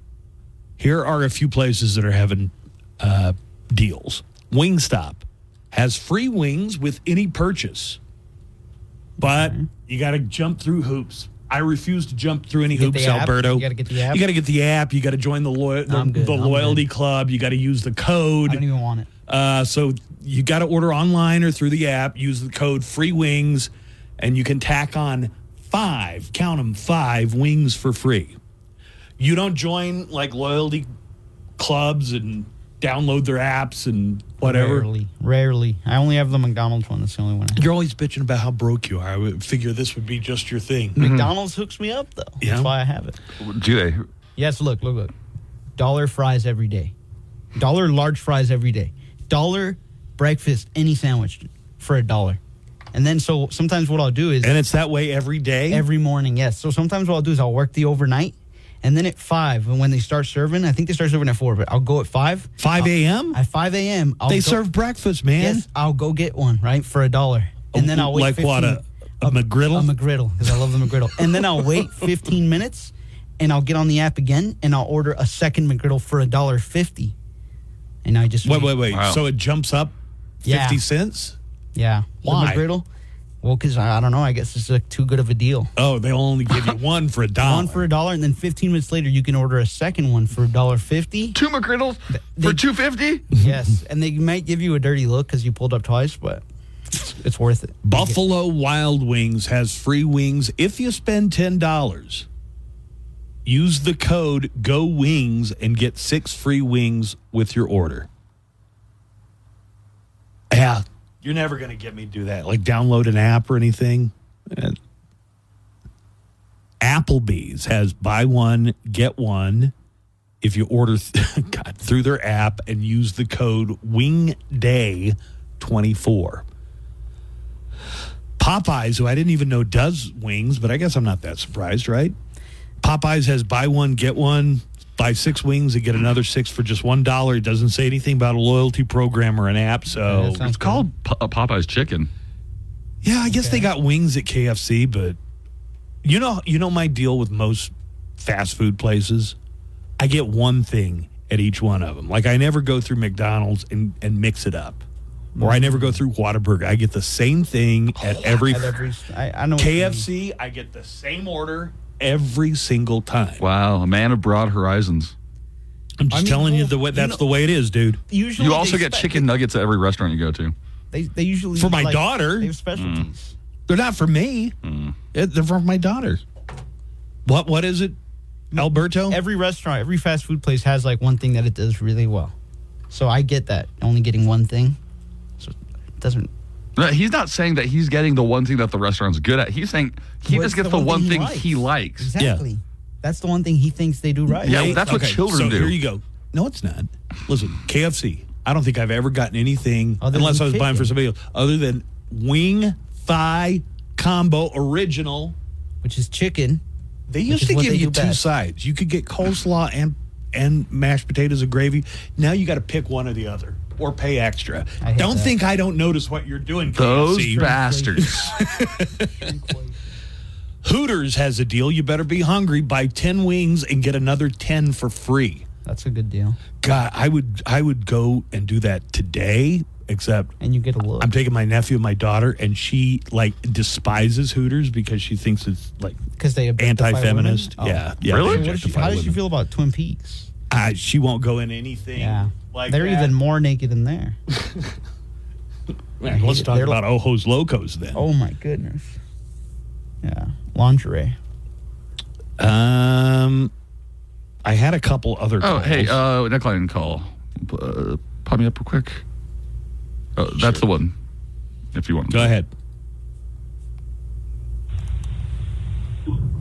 Hey, Nico, with your continued snarky remarks to Buzz. Yes, it's Popeye's Chicken, but it's Church's Chicken. As far as I know, they don't sell wings. Cane's doesn't sell wings, and neither does Zaxby's. So, yeah. What was the last one he said? Zaxby's? Do we have that? We don't. Zaxby's. Yeah, why does he sound upset? Hey, Nico, with your continued snarky remarks to Buzz. My snarky remarks to you? Did I say something snarky to you? I guess because I said Popeye's Chicken, but I probably have wings. It's Popeye's Chicken one. Here's a call about National Wing Day. We got Alberto. I think we got like 5 more minutes, man. Okay. All right. Hey, since it's Chicken Wing Day, I thought I would tell you about this article. It was in the paper. Actually, it was in the Omaha World Herald last week, but it said, who doesn't? Quote, boneless chicken wings can have bones, end quote. Ohio Supreme Court rules. Yeah, no, I saw the story. You should Google this article. It's hilarious. And you should hear the dissenting opinion where one of the other judges calls the lead judge Jabberwocky or something. Anyway, that was a good one. 'Twas brillig and the slithy toads did challenge tremble in the wave. All nimsy were the border groves and the moon ras out grape. It's like hearing Niagara Falls. If I hear Jabberwocky, I have to. It's the one poem you memorized. It's one of maybe 3. Yeah, the Ohio Supreme Court ruled that boneless chicken can have bones. A few years ago, a guy in Ohio ordered boneless wings at a restaurant. One of them did have a bone, and he ended up choking on it, got an infection, and had to have 2 surgeries. Now, are you picturing like a full-on, like a bone in the middle, like when you eat a chicken wing, or are you like a little fragment of bone? What do you think the case was? What do I imagine that they're talking about in this? The guy that hurt himself. I mean, I imagine if you a bite small into one. it, you're like, oh, there's a bone in there. Well, that's weird. I ordered boneless, but it's got like a bone in it. Do you know, for the longest time, way longer than I should have, I thought that chicken wings were from tiny little chickens. And that the winglet was their wing, and the drumlet was was their tiny little leg. little legs. Oh, my God. Alberto, do you know that that's not the case? I know that's not the case. I'm very familiar with the anatomy of a chicken. He bangs them every week. Chickens? So anyway, the guy who choked sued the restaurant owners, and the case made it all the way to the Ohio Supreme Court. In a divided 4-3 decision, the court ruled that boneless chicken can have bones. A little bone. Wait, what was the ruling? 4-3? 4-3. Wow. They're close. The majority said boneless wings are a cooking style. It's not a guarantee. Just as a person eating chicken fingers would know they'd not been served fingers. Okay, That sounds like a stupid analogy. Yeah. Nobody thinks they're eating fingers. Also, chickens don't have fingers. Yeah, but then why call them chicken fingers? Because they look like fingers, I guess. Okay, but that's what they're trying to argue. If you're gonna call something, okay. So let me tell you about this case. Thank you, caller, for reminding. I would have forgotten about this case. Basically, they argued that bones are natural to meat. You know, if you're eating meat, bones come with it, so consumers should expect them. No one is liable in Ohio anyway if boneless wings have bones. What was the dissenting opinion? Here you go. The minority argued. Could someone allergic to nuts or gluten sue if they were served something dangerous to them? People can die under some of those circumstances. But lactose and gluten and nuts are natural to foods. The majority said that's different because it was not something a consumer would expect and should be able to guard against. So be careful chowing down on boneless wings in Ohio. Might have a wing. Might have a bone inside that wing, even though it's supposed to be boneless. Do you want to hear some app chat messages real quick? We just got in. Real quick, because we got a break. Jim says, Ojos Locos makes me uncomfortable. Most of those girls look underage. They look on the cusp. Yes. Maybe not underage, but probably not old enough to drink. Are you 17 maybe even? Or why are you working here? JB says, I'm going to open a reverse Hooters that have smaller chested women. Okay. I'll call it Drums and Flats. There it is. I thought he was going to go like Amish. Have him just super dress.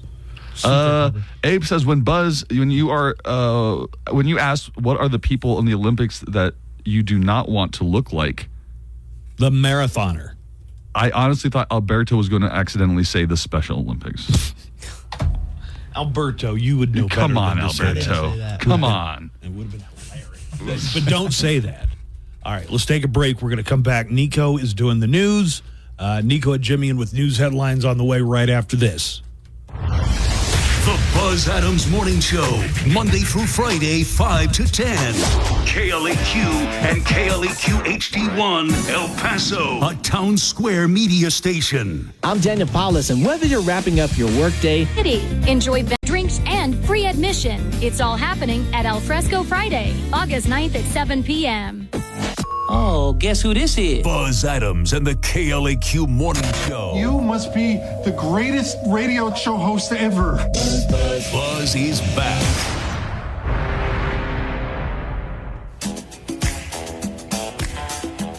All right, Nico is going to bring us the news here in just a few minutes. Yep. I want to remind you, the final night of Cool Canyon Nights presented by Westar is this Thursday, August the 1st. Oh, man, the last one? Yep. Come out, join KLAQ at McKelligan Canyon Amphitheater for a free party, featuring the music of Funky Mungle on the main stage.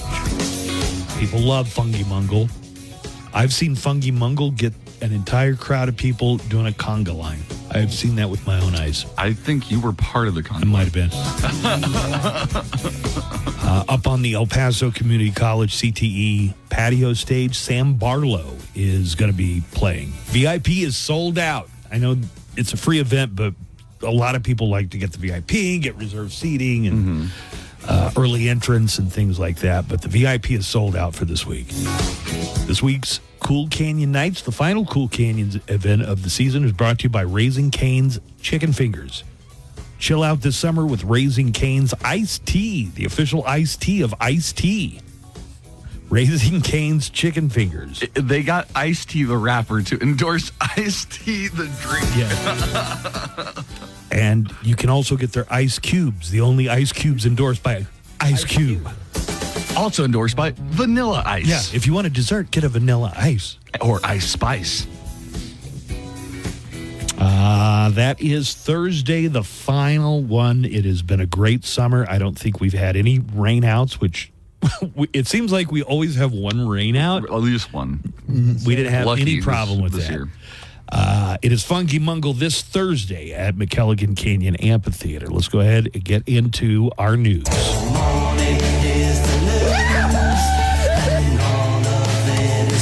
Wake up, fool! Wow! Today is Monday. TGIM.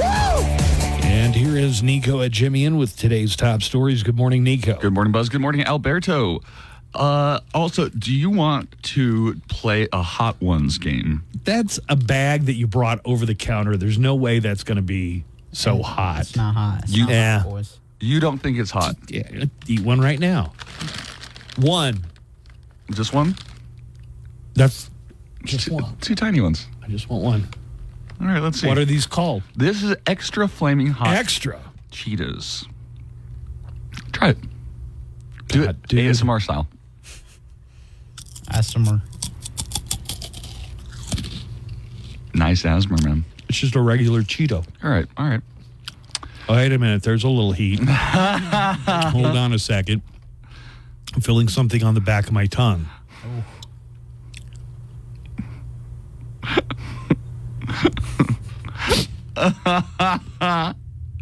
Don't touch your eyes. Oh, but I have a tear coming out of my eye. Okay. Yeah. Moving on. Wildfires are again the main topic in the western United States and in Buzz's mouth, with hundreds of thousands of acres already burned. The largest fire is the Park Fire in Butte, Shasta, Plumas, and Tehama counties, which as of last night had burned over 360,000 acres and at least 134 structures. The Park Fire was only around 12% contained as of yesterday. There's already been an arrest made for starting it. Ronnie Dean Stout II was charged with suspicion of arson after someone saw him set a vehicle on fire and then push it down a hill into the woods. I heard he had a female accomplice. Really? Mm-hmm. The initial report said he and a woman were spotted setting a car on fire and pushing it. Good Lord, dude. Jail. Right. What are you doing? How much do you hate Nature. everything? I mean, people, animals, nature. God. Mm-hmm. He's being held without bail and is expected to be arraigned today. In a video showing some of the devastation from the Park Fire in California, Will Powers of the Santa Rosa Fire Department is talking about several things that are making the conditions to fight much harder. Up in that area currently, you're having those 100-degree temperatures, very low relative humidity, so very dry, hot, a lot of steep and rugged terrain. So getting access to some of those areas is very difficult. Butte County, California Sheriff Corey Honea is talking about how dealing with constant wildfires It wears on our community. There's so much trauma. Yeah, especially, when you've had like 3 of them in the last 15 one years. after the other. It's just got to, really psychological. Not enough to move, I guess, but.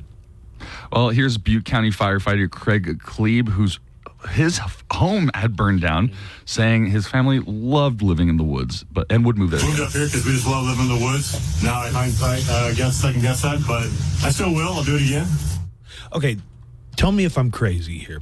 You're crazy. Okay, but like if you live in a part of the country that has a lot of wildfires, what if your house had cement everywhere? You know, could you burn it? Could it even burn? Would it be a fire break that would prevent the fire? I know one of the reasons you want to live in the woods is to be around the woods, but maybe it'd save your house at least, right? Let's bring concrete to the woods. El Paso will never have a major firefighter because so many people got those rock yards. Yeah, we don't have any burnable material. Well, we do, but we don't have a lot. During his testimony before a House Judiciary Committee hearing last week, FBI Director Christopher Wray testified that there was still some question about what hit former President Donald Trump's ear during the assassination attempt in Butler, Pennsylvania. When asked about where each bullet that was fired went, Wray said, with respect to former President Trump, there is some question about whether it was a bullet or shrapnel that hit his ear.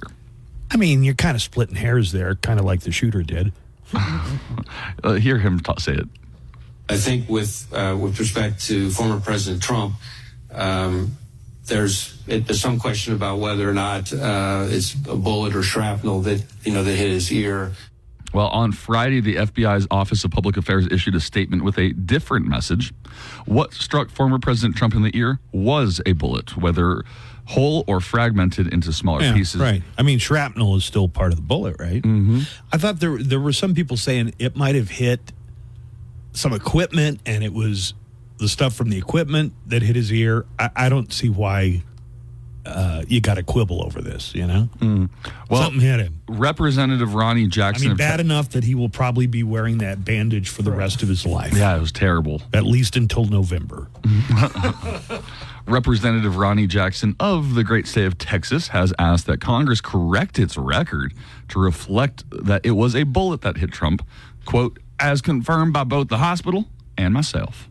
The former White House doctor, Ronnie Jackson. Yeah. Well, 2 cartel leaders were arrested in our city last week, and now attorneys for one of those cartel leaders has a unique defense. The lawyer of Ismael El Mayo Zambada, who had been on the run for decades, said... Africa Bambaataa. Africa Bambaataa. Every time you say Zambada, Nico's like, I keep thinking about this musician, or maybe he's a rapper. It's Africa Bambaataa. Bambaataa. And we were trying to come up with that name. El Mayo Zambada? Or Africa Bambaataa. Okay, so what's the theory about El Mayo? Well, the theory says that El Mayo wound up at the airport where he was arrested because he was kidnapped. And that means, and he means it literally. The claim is that the other cartel leader, the son of El Chapo Guzman, had 6 men ambush him, throw him to the ground, and handcuff him before tying his legs and putting a black bag over his head. And then he was taken onto the plane and tied to a seat there. Okay, I think we can agree. We're hearing a lot of different accounts, right? Since this happened on Thursday, we're hearing like a lot of different versions. He was tricked. Or... do lawyers, like American lawyers, have to take that into account, or can it be like Batman dropping off a criminal in front of the courthouse? You just get to, well, we're going to prosecute them anyways because they're here. Like if the leader of the Sinaloa drug cartel was apprehended under false pretext. Yeah, right. Is that type of a defense? I think that's what he's saying. It's his defense. I don't think so.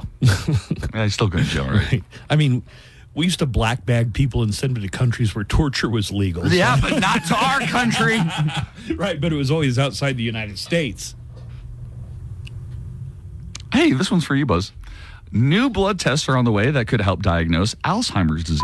You. How do you like that for Alzheimer's? While tests to find the beta amyloid protein buildup that is a sign of the disease have relied on either a brain scan or spinal tap, the new test can spot those signs in blood samples. It sounds great, but the problem is that while some tests are accurate, others are not. The good news is that there are some that are considered to be at least 90% accurate. Several companies are working to get FDA approval for their tests, so it may still be a while before it's available at your doctor's office. Buzz. And you're young, right? you're literally built like an Olympian and you would like some extra cash. Obviously, you're going to turn to OnlyFans, which is exactly what's happening with some Olympians. British diver Jack Laffer is charging $10 per month for his competition snaps in Paris. Quote, obviously, I got what people want.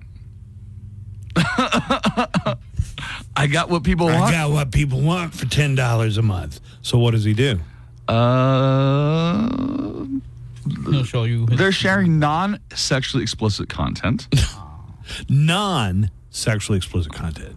Yes. Okay. But that doesn't apply to everyone. New Zealand rower Robbie Manson says his OnlyFans account includes some exclusive content that tastefully explores boundaries, including artistic portrayals of nudity. But it sounds like it's all guys. It's like none of the female Olympians. Because, of course, only like ridiculously good-looking Olympians would be the guys that get money off of Nico, OnlyFans. I believe in you. You could do it too. Oh my God! I assume those are like, you know. I'm just glad Buzz is here to make me look good. I don't know if this to be the fact, but I would assume those male Olympians, most of their fan base are gay men. Yes. Would be my guess. Yeah, probably. Yeah, that sounds probably about right. Men too. Well, President Joe Biden is proposing term limits for Supreme Court justices today. He'll also push for a constitutional amendment to override the court's recent decision that the president enjoys some immunity for official acts. Biden will outline his proposed reforms in Austin, Texas this afternoon at the LBJ Presidential Library. In an op-ed this morning, the president wrote that no one is above the law. Biden also wants to see an enforceable code of conduct for Supreme Court justices. Yeah, get one for Congress while you're at it. I mean, really, if you're in Congress and you're like in the Commerce Committee or something that oversees stock exchanges, there's no way that your spouse should be allowed to be in that realm at all. And as far as the Supreme Court justices, you would just assume that these people that we trust to be the wisest and most fair in the country would know, don't be taking gifts. There is no enforceable code of conduct right now. And you can't make them quit. I would just like to point out to you that I brought this up a long time ago when the first reports were coming out about Clarence Thomas. And I was like, this is shady. This sucks. And you were like, the Supreme Court justices get stuff. They just get stuff. It's okay. Every politician gets stuff. It's just like everybody. They're not politicians. They're not elected. But they're in that sphere. And there are plenty of people that want to cozy up to a Supreme Court justice. It's one of the plum positions. It should be illegal, right? Yes. Yes. All right, moving on. France is releasing stamps that are honoring baguettes. And the stamps are a little different. The postage stamps are scratch and sniff. Chefs throughout France are raising a stink. That's what a baguette looks like. What? Raising a stink over the scent being used because it smells nothing like the iconic bread. One chef said it smells like vanilla, while another detected a sugary and fruity aroma that he couldn't pin down. Just complaining.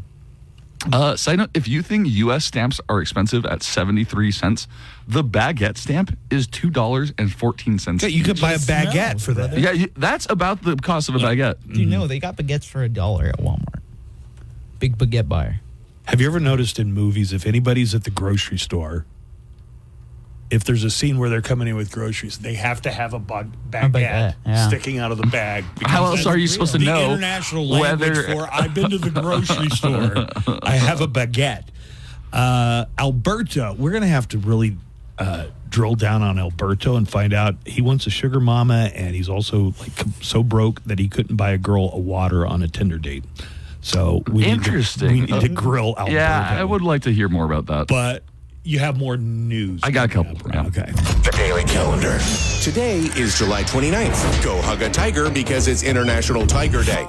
And go hug a chicken because it's National Chicken Wing Day. Chicken wing! It's also National Herald Day. Hug. But let's not make it creepy. And it may not look like it, but it's Rain Day. I'm only happy when it rains. To remind us there'd probably be no life on Earth without rain.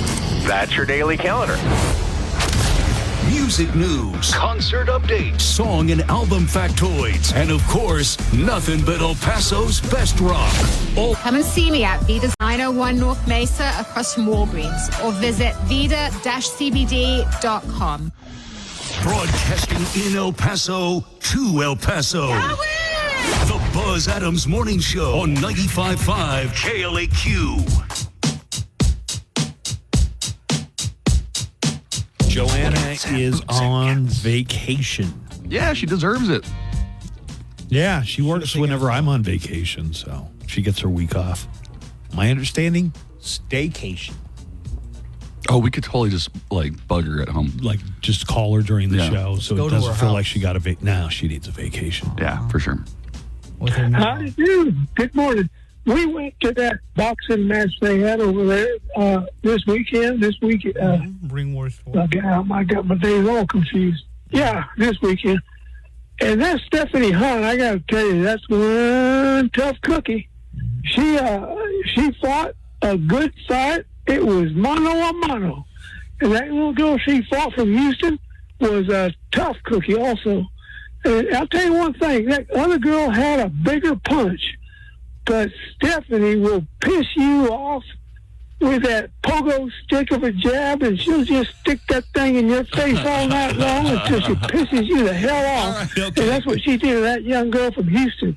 She pissed her off, I think the third round, and she got pissed off. Stephanie will box your ears off if you're not careful. It was a good one. I got my money's worth. All right. Thank you.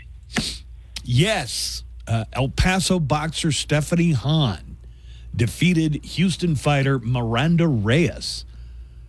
Hahn is now 9-0. Hey! Reyes, who was born in El Paso but fights out of Houston, is now 7-3-1. Stephanie Hahn, my good close personal friend. Well, don't forget, there's Jennifer and then there's Stephanie. And I'm friends with Jennifer. Jennifer Hahn is her sister. Wrong one. Stephanie, though, is 33 years old. She was 10 years older than her opponent, Reyes. Whooped up on her. There's a quote from the El Paso Times. Miranda has fought really good fighters of late, and I had to step up my fight and fight my best. The cut was the first ever in my pro career. I guess she took a cut. A weight cut. Yeah. Do you think you could beat up a woman boxer? No, you would get smashed, right? No. I mean, Not unless in a I good way. snuck up behind her with a 2x4. So, I mean, if we're in a ring and you got to face each other, no, absolutely. I would be winded within 20 seconds so quickly. No, of course not. Don't be silly. All right, what do you got? What else is happening in the news today, Nico? All right, back into it. Well, the White House on Sunday blamed Hezbollah for the rocket strike Saturday on Golan Heights that it said killed children playing soccer. At least 12 people were killed in the weekend attack in Majdal Shams, a town in the Golan Heights. That's according to the Israeli Defense Forces. Hezbollah. Wait, so the casualties were Israelis? Yeah, right. Well, the Golan Heights is like disputed territory. Yeah. So I'm not exactly sure, but Hezbollah has denied involvement in the rocket attacks. Someone had to do it. Vice President Kamala Harris, or people have been saying I'm saying her name wrong. It's I saw Kamala. I saw an article is like, why do Republicans keep pronouncing Harris's name wrong? And I got to tell you, it's an easy thing to do because it's all about the emphasis. You don't want to put the emphasis on the wrong syllable. So it's Kamala, but I find myself all the time. Kamala. Right. I find myself doing it, and I do my best. It's like when Demi Moore told everybody my name is actually pronounced Demi. It was like, Yeah. Why can't I just say Vice President Harris? Like, Call her well, you what know who want, that is. but you can't call her broke. Yeah, it's about the same, right? Yeah. Or just get, fret over what to call her. Kamala. I think if you say it 100 100 times. I'm just going to say Vice President Harris, just like Lyndon B. Johnson. There it is. Vice President Harris is enjoying a bounce in her favorability rating among Americans just days after President Joe Biden bowed out of the presidential race and endorsed her. Yeah, bowed out. Well, there's a new ABC News Ipsos poll that was just released yesterday. The vice president's favorability rating has jumped to 43% with an unfavorability rating of 42%. In an ABC News Ipsos poll released a week ago, her favorability was 35%, while 46% viewed her unfavorably. 44% of independents have a favorable view of her, up from 28%. Former President Donald Trump's favorability rating dropped ever so slightly from 40% measured in the week following his attempted assassination and the Republican National Convention to 36% in the just last poll.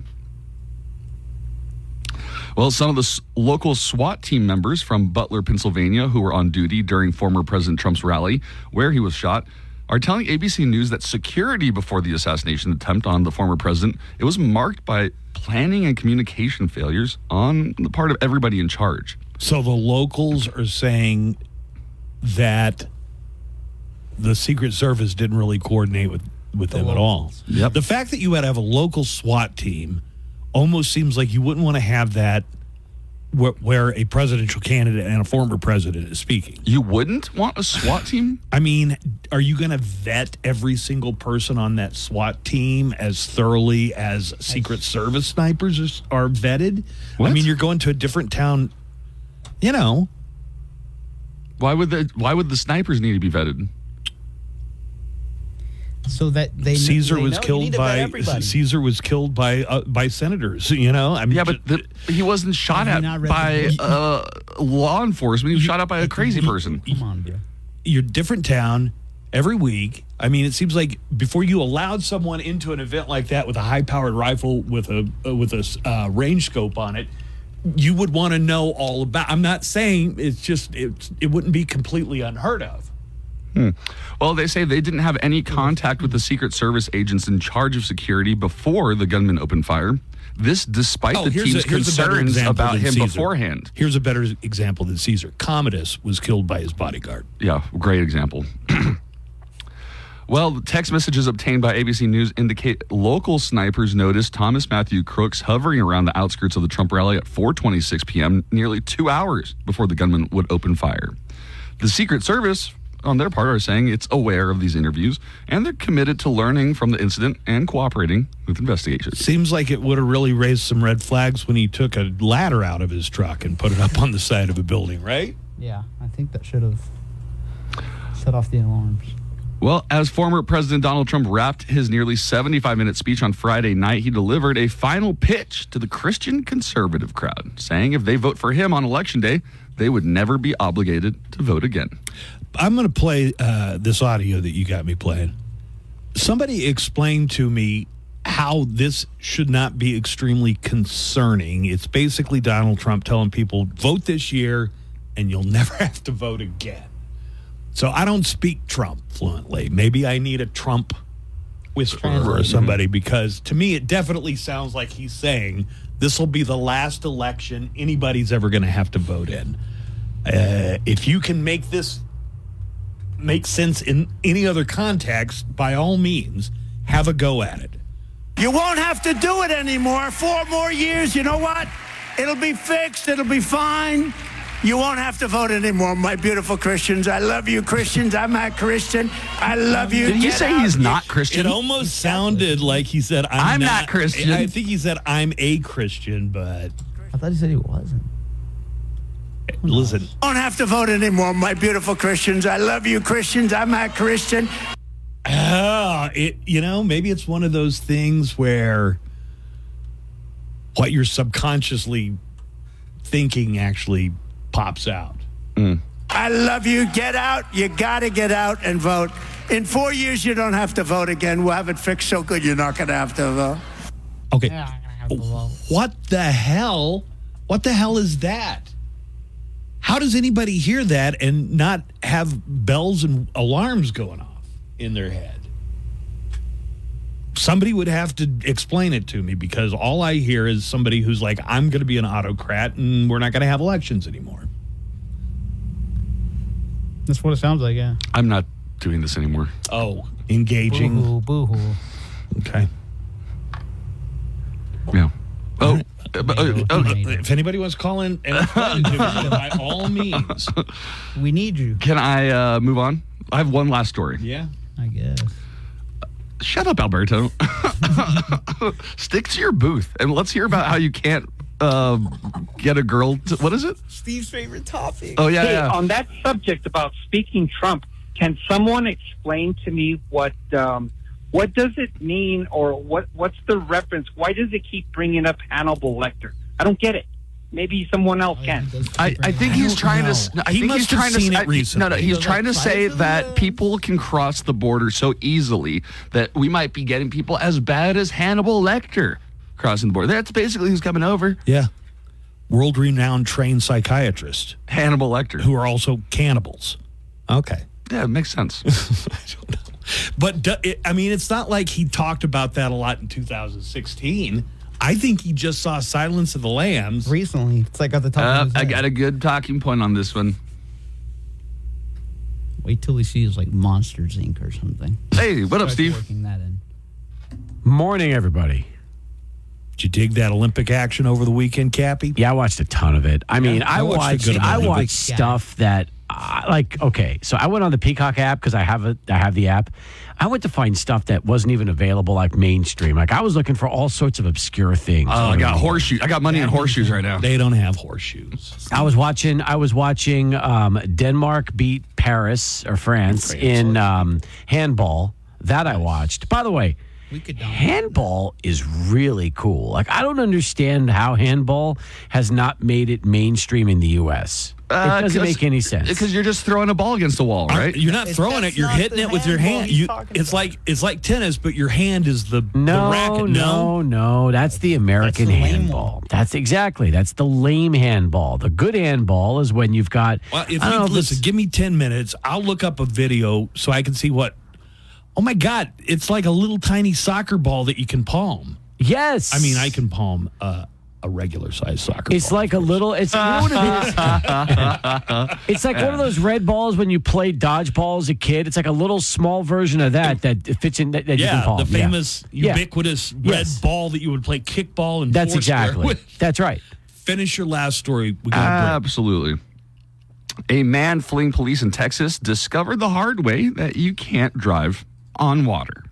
The guy was arrested after crashing his car into the Kamal River. Police say Jamie... It's Kamal River. Is it really? No, shut Kamala. Yeah. Police say Jamie Rodriguez was seen in the area at a high rate of speed Thursday morning. And when cops tried to approach his vehicle, they say Rodriguez sped off and drove into the river. Officials say he was still trying to drive the car in the river when they finally pulled him out and arrested him. Rodriguez has been charged with driving while intoxicated, evading arrest, and escape from custody. And with the news, I'm Nico. I'm looking at the court layout here and what they're doing. This is Norway, and this is from who knows how many years ago. Okay. No, it looks like it's from over the weekend. Yeah, that's like basketball, right? Except you don't have to dribble, and there's a net instead of a hoop. They do dribble. They do. They There is have a to lot dribble? of. You can, but most you of the can times, run with it, right? But most of the times there is dribbling involved. Yes. Just like me eating soup these days. All right, let's get a break in here. Steve Kaplowitz from our partner station, 600 ESPN El Paso, is going to be talking sports and Olympics with us. Yes, Coming that's up. correct. Let's take a break. We'll come back, and we have more of the Buzz Adams Morning Show on the way for your Monday right after this. Artist interviews, new music discoveries, celebrating artists' birthdays, commemorating releases, champion of all things rock. And at SunParkDodge.com, PR is $14.27 per thousand finance with approved credit. Includes factory rebate and dealer discount plus TTNL on select vehicles. Offers not combined. Live from the KLAQ studios, the Buzz Adams Morning Show. Courtesy of Glasheen, Vyas, and Enderman Personal Injury Lawyers at GVILaw.com.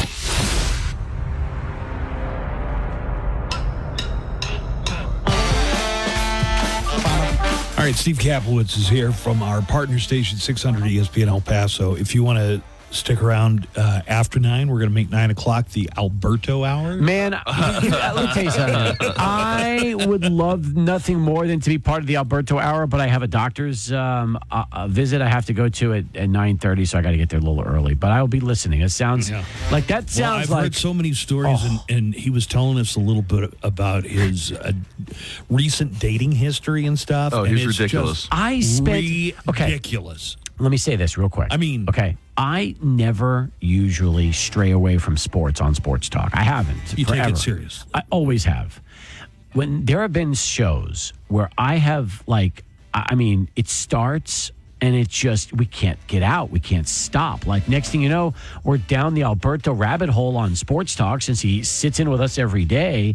And we just completely changed the whole topic of the show to his dating life and you know, how he is, you know, socially.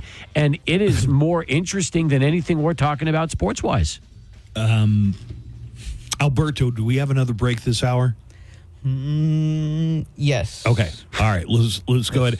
I couldn't get anybody who was willing to translate this for me. Maybe I'm taking it in some way. I don't think so. I mean, Donald Trump is basically telling a bunch of Christian voters at a CPAC that if they vote for him this year, they won't ever have to worry about voting again, which sounds ominous, to say the least. You won't have to do it anymore. 4 more years. You know what?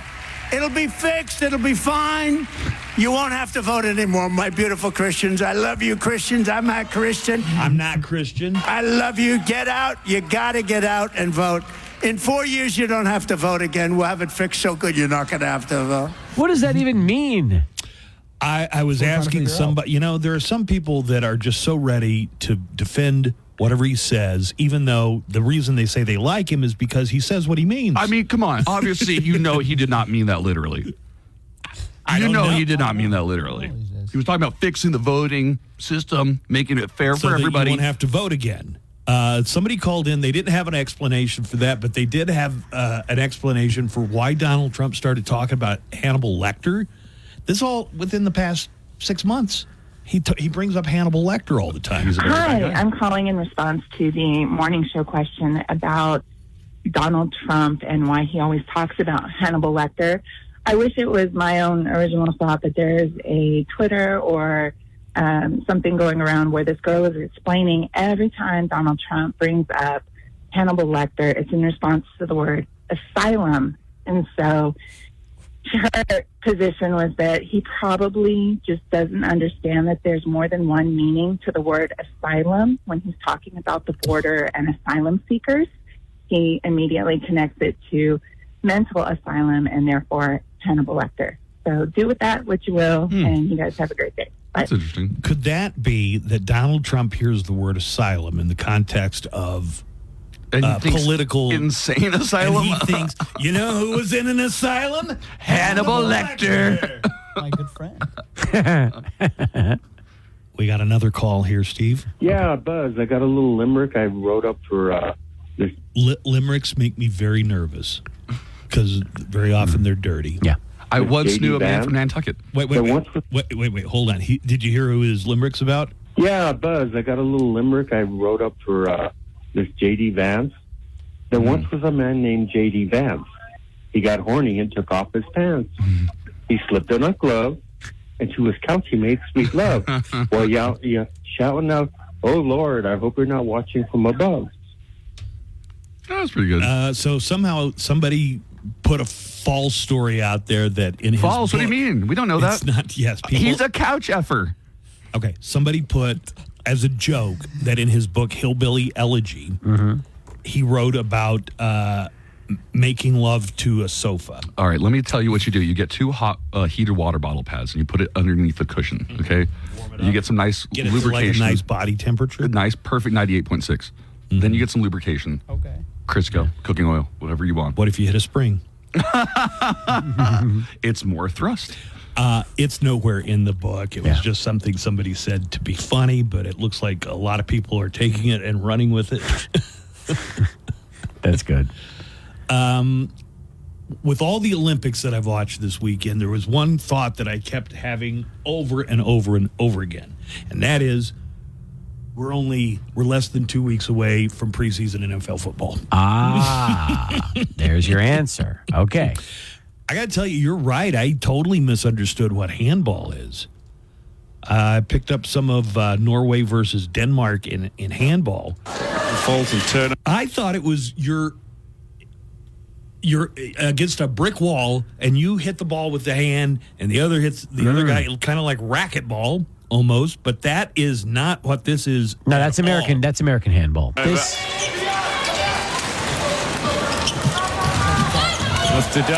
Okay, so you got a little ball that's a little smaller than a soccer ball, but a little bigger than, I don't know, halfway between a softball and a soccer ball, maybe? A little bit bigger, yeah. Maybe like one of those commemorative miniature soccer balls. Okay, that sounds like a winner. That's what you're playing. Is it bigger than a shuttlecock?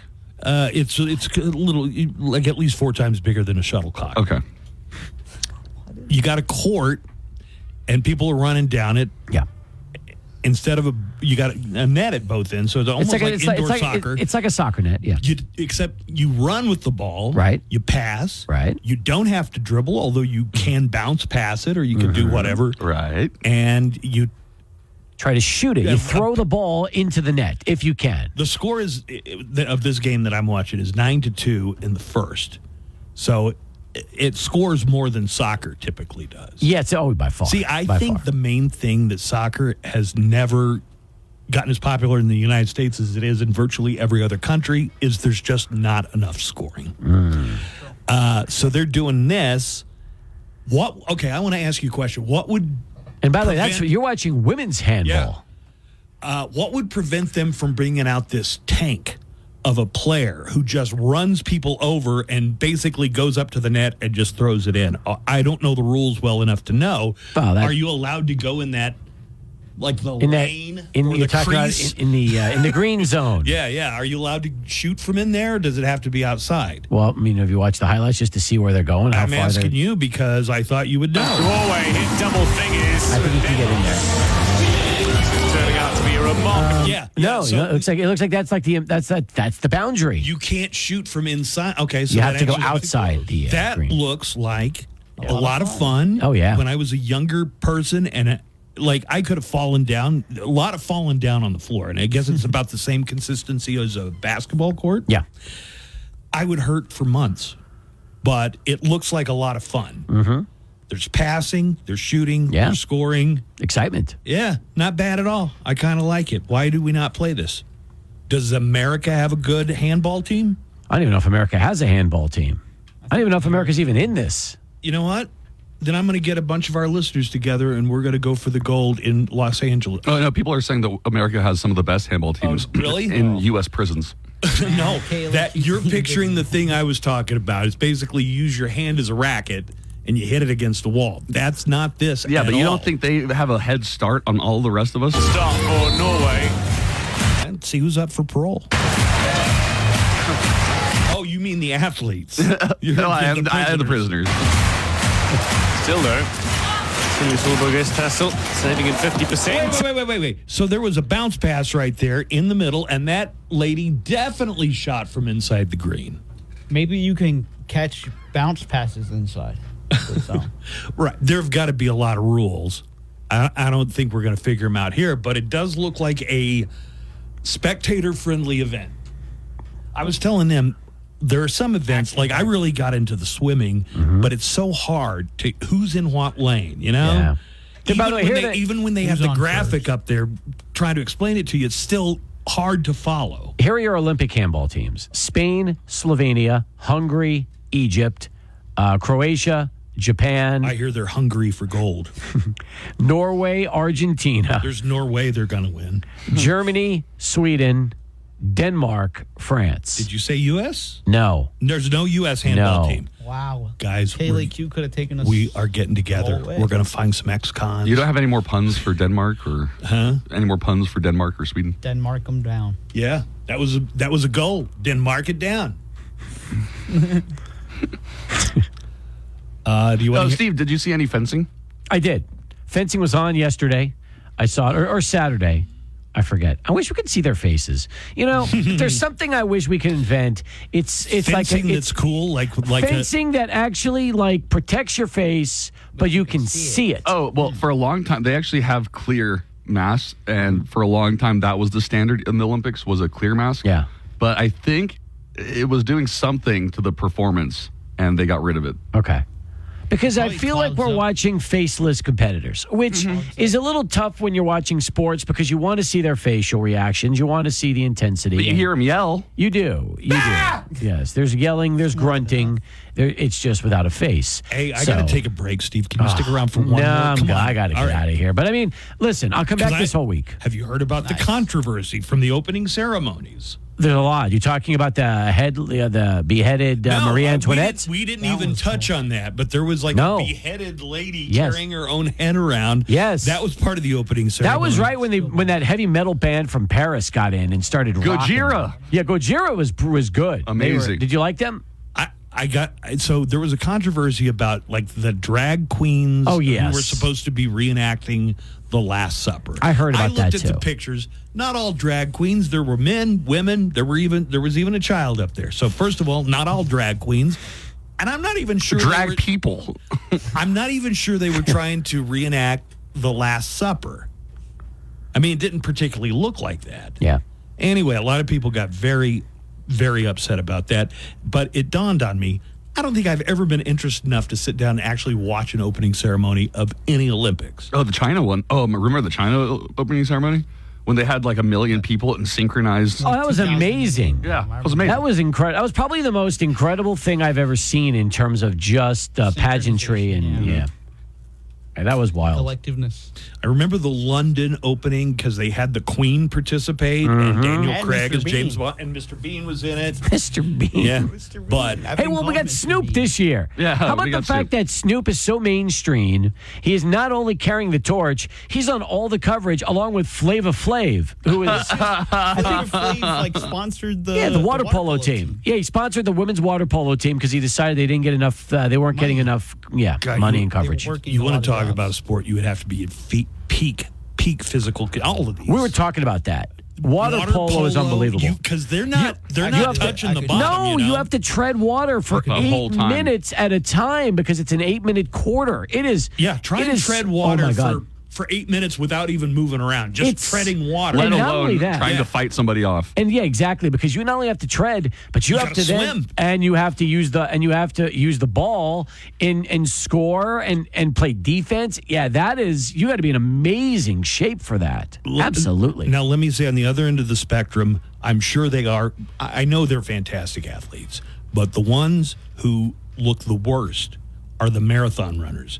Watch when they get to the marathon. All the marathon runners, especially at the end of the race, look like they just got liberated from a refugee camp. They're haggard and skinny. And then they'll award the prize, and this person is up there that looks like they're 75 years old, Yep. and you find out, oh, they're 28. I would not want to I look like understand. a marathon runner. You know what I mean? I totally get you. But they're probably in Unbelievable shape. Yeah, I bet they got bad knees, though, by the time they're 30. What do you want to bet? God. All right. Thanks, Kathy. We'll talk to you tomorrow. Okay? We'll see you tomorrow All right. because we got 2 hours to talk about tomorrow. The Oklahoma back. City Dodgers are back in town tomorrow. That's going to be a big series. Oh, what's our dining deal this week? Oh, yes. That is also going to be great because we have the double eagle. It's Double Eagle. We'll talk more about it tomorrow. That'll be the dining deal on Friday. By the way, they want to treat you into the haunted dining room. The haunted room, Buzz. I have definitely been in the haunted room. Have you eaten in the haunted room? No, I've just been in. Okay. I never This would have a sat chance there. to actually have a meal in the haunted room, which is a big deal. All right. Those aren't the kind of spirits I'm interested in, but if they do have a bar open when we go, They do that. They have that too. All right, let's take a break. We'll get into the 9 o'clock hour. It's the Alberto hour coming up, and more of the Buzz Adams Morning Show is on the way right after this. The Buzz Adams Morning Show, Monday through Friday, 5 to 10. KLAQ and KLAQ HD1, El Paso, a town square media station. Hey, it's Daniel Paulus. I'll be along starting at 3 with everything from Led Zeppelin to Soundgarden. Thousands of wines. Only at Total Wine & More. Drink responsibly. Be 21. Local and loco. Don't you know I'm loco? The Buzz Adams Morning Show, 95.5 KLAQ.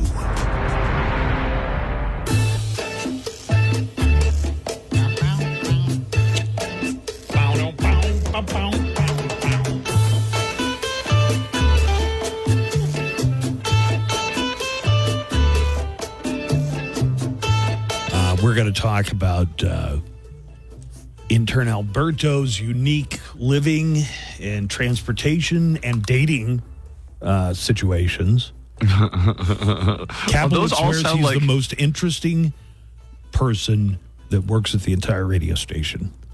That's according to Cappy. Hey, Alberto, this pertains to you. So we got August coming up, and I've got the first bit of information that I can tell you about August. But for you, today, tomorrow, and Wednesday are still July Iron Maiden, okay? Yes.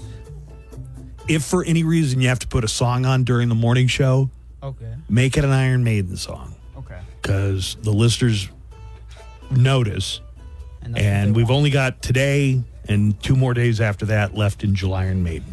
So, Run to the Hills is a good one. The Trooper, always solid. Joanna played the Number of the Beast, and I just thought that was probably a little much for some of the morning show listeners. If you played it like 9 o'clock at night, that's one thing, but just make sure you're playing Iron Maiden while it's still July Iron Maiden. All right, so here's what we have for August, which begins on Thursday. We celebrate August by giving away one of the best ghost collectibles ever. Our grand prize winner at the end of August will win a signed Phantomin guitar signed by Tobias Forge, the lead singer. Every Monday through Friday, just after 7 and 8, the Buzz Adams Morning Show, that's us, will tell you the ghost song of the day and the hour that it's going to be played. And if they allow me to, I'll even play a clip or a snippet of the song. Oh, nice. All right? When you hear it, be the 31st caller at 915-910-4995. That's the regular KLAQ studio line. The 31st caller? That's what they say. 31st. We won't have to deal with answering it because it'll be sometime later in the day. Okay? But we're going to tell you what song it is. You win a copy of the new Ghost movie soundtrack right here, right now. And be qualified for the signed guitar by Papa Emeritus Tobias Forge or whatever persona he's going by. The guitar is courtesy of Concord Records. Happy August from KLAQ. And the guitar and the case together, even without the signature, are valued at over $2,000. I like two bands. I like two bands. $2,000. I'm sorry. What? I like two bands. What are you having a stroke? No, that's what people call it. When they call it a grand, you couldn't call it a band. One band. This is funny to listen to. This is funny. Spell it. He's saying band, B-A-N-D, like a rubber band. One band. That's Is like it 1,000. That's 1,000? Yeah. According to who? The streets. You can tell I have no concept for what money is by the way I refer to it. Tell me the story about the Tinder date. Yeah. You wanted to go someplace cheap, so you went to the gym to work out. Okay, so okay, listen to this. So I had no money last summer. This was last summer. Oh, you're flush with cash now? No. I'm just as bad. But anyway, last summer I matched with this girl, and I had like maybe $3 in my account. But I matched with this girl, and then she was like super motivated to hang out. And I was like, perfect. Like she really seemed anxious to meet you or to spend kind time. of. Yeah, she was just like, willing to hang out that day. And I was like, I guess, okay. But I had to formulate something because I had no money. So she said, let's go to the gym. And I was like, perfect. She had like a membership to Planet Fitness. So we go to Planet Fitness. And to make a long story short, I had taken a water bottle, like a Gatorade, the refill, a Gatorade bottle. Yeah. And I refilled it at the gym. With water. With water, yes. From the purified water filter they have there. We quote unquote work out, and then we go back to my car, and we both have like cotton mouth. So I'm drinking the water, and then she's like, I really want water. And I was like, oh, dude, perfect. Look what I got for you right here, water. And I handed her the water bottle, and she's like, no, I don't want that water. Like, I want water. I want water from, like, I want a water bottle. Like a bottle, like a Dasani. And then she says word for word. And then I was like, nah, I mean, I have this one. So just drink from here. So I insisted. How much money did you have? $3, all in. All in. Yes. And I was you like, mean in your bank account or in your pocket? Both. Okay. So I was like, I am not trying to buy this woman anything, especially when I have a water bottle here. You know what I'm saying? These are the trials and tribulations. Okay, she wanted you to go get her a bottle of water. Yes. She literally said word for word, no, I want you to stop at a gas station and buy me a water. She even got firm. And I was like, Did you get firm? And I succumbed. I was like, I'm a softie. I was like, succumbed. I wish I had. Why didn't you just say, all right, I got $3 and that'll my last $3. I'm going to Because I'm not going to tell them that either. Oh, that it's your last $3? Yeah, no, say it to yourself. I'll buy the water. Yeah, that should be the last $3. Well, hold on. That's what I did. Oh, okay. You did buy her water. She got firm, yes. She got firm, and she was like, buy me a water. And I was like, oh, my God. I had to go in there and buy the cheapest water I could find. Wait, why? Because you were down to $3. Because I was down, yes. Why were your mouths so dry? Yeah, why'd you have cotton mouth? We had cotton mouth. Yeah. From working out so hard? Yes, we worked out so hard. Okay. And so, yes, that was a rough one. And I never saw her again. But yeah. She didn't recontact you on... Or I think we went to Tinder or Bumble? Did you get a little a goodbye kiss? No, nothing that time. And then look, there's this other story that do you think you screwed up by quibbling about the water? No, I bought her the water. Yeah, but she had to get the thing is, firm I with never wanted to see her again. That was the thing. I was you never wanted to see her again. Yes, because she was like forced me to get water. Because I was drinking the water. Here's the funny thing: the city water's fine. Yes, I mean that's got lithium in it. Yeah, I drink water out of the hose.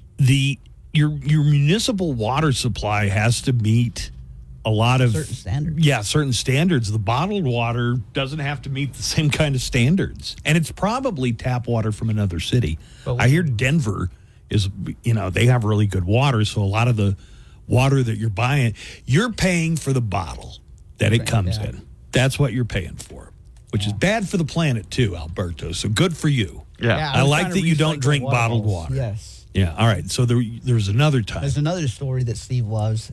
This one time, this girl, you see, I'd be in the DMs talking to myself, but one time this girl responded and she was like, wanted to get dinner. And I was like, all right, let's get dinner. And then I was like, what do you want to get? What are you thinking? What are you feeling? This girl says Anson 11. Oh, geez. And you got to be. Yes. I mean, Steve's favorite moment, I hit her with what do you get when you're paying? And I never heard from her again.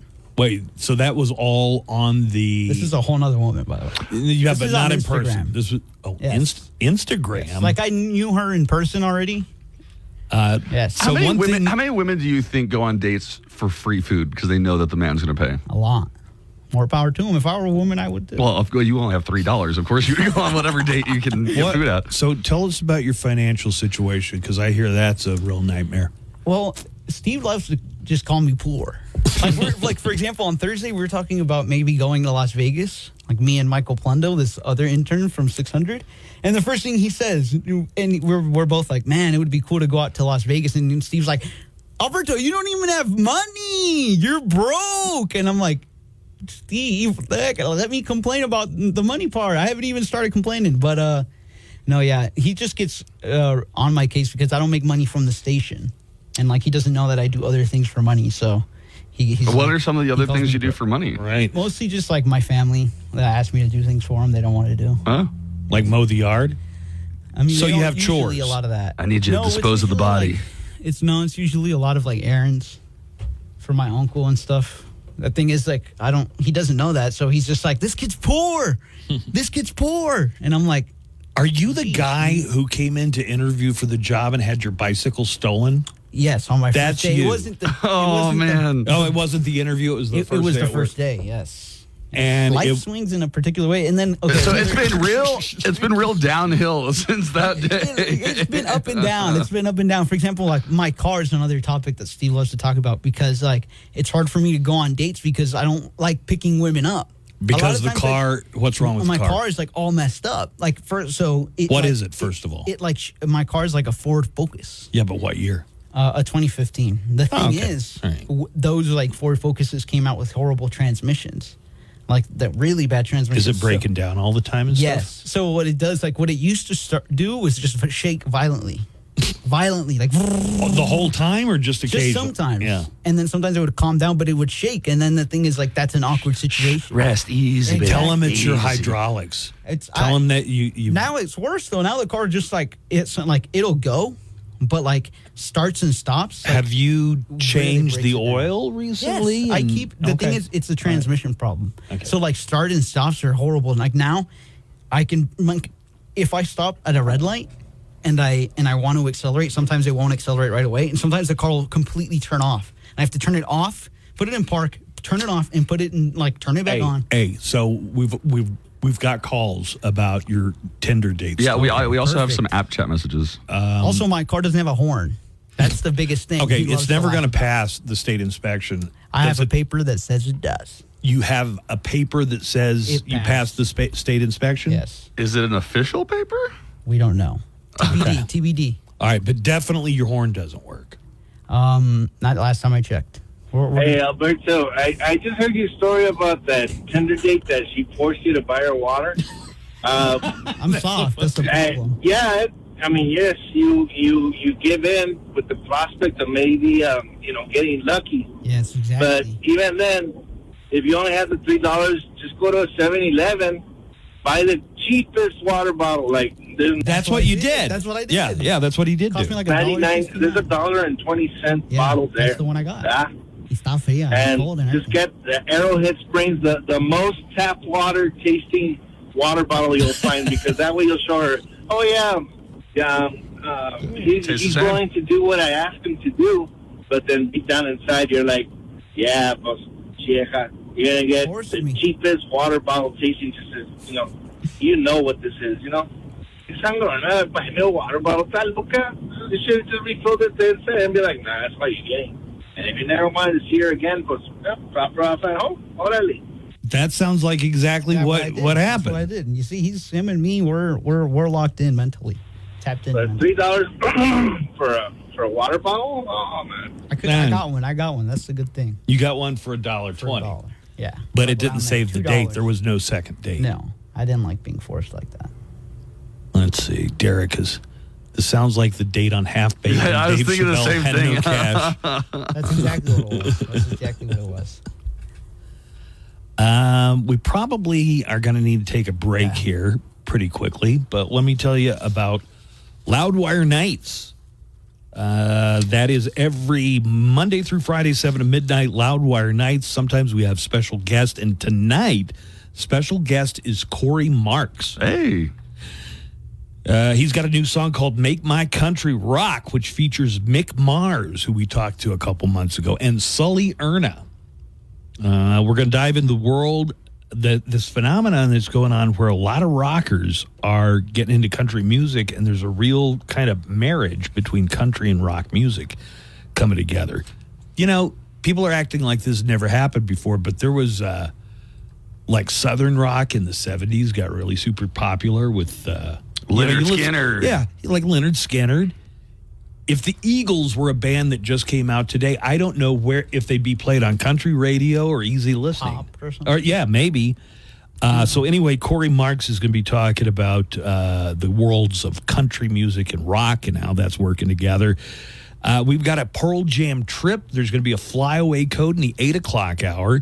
And in the 9 o'clock hour, one of the great bass players and lead singers of all time, Geddy Lee of Rush, is having a birthday today. And happy anniversary to the date that Neil Peart officially joined Rush. So 9 o'clock hour is going to go heavy into the Rush. That's going on. And then, of course, Mission Metallica at 10 o'clock. So that's Loudwire Nights. You can listen every Monday through Friday, 7 to midnight on 95.5 KLAQ.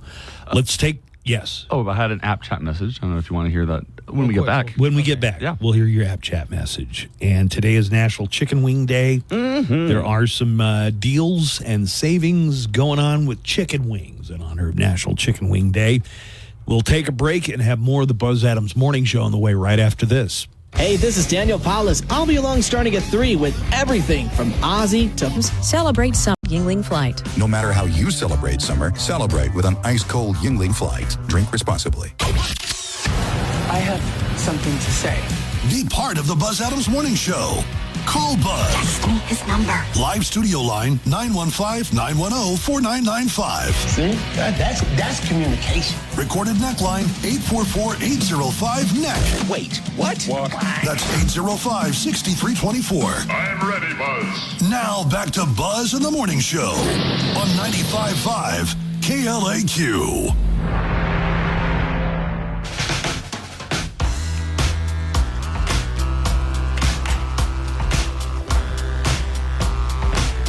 All right, this is a week without Joanna Barba. Alberto is running the show, and I've got to say, Alberto, I give you an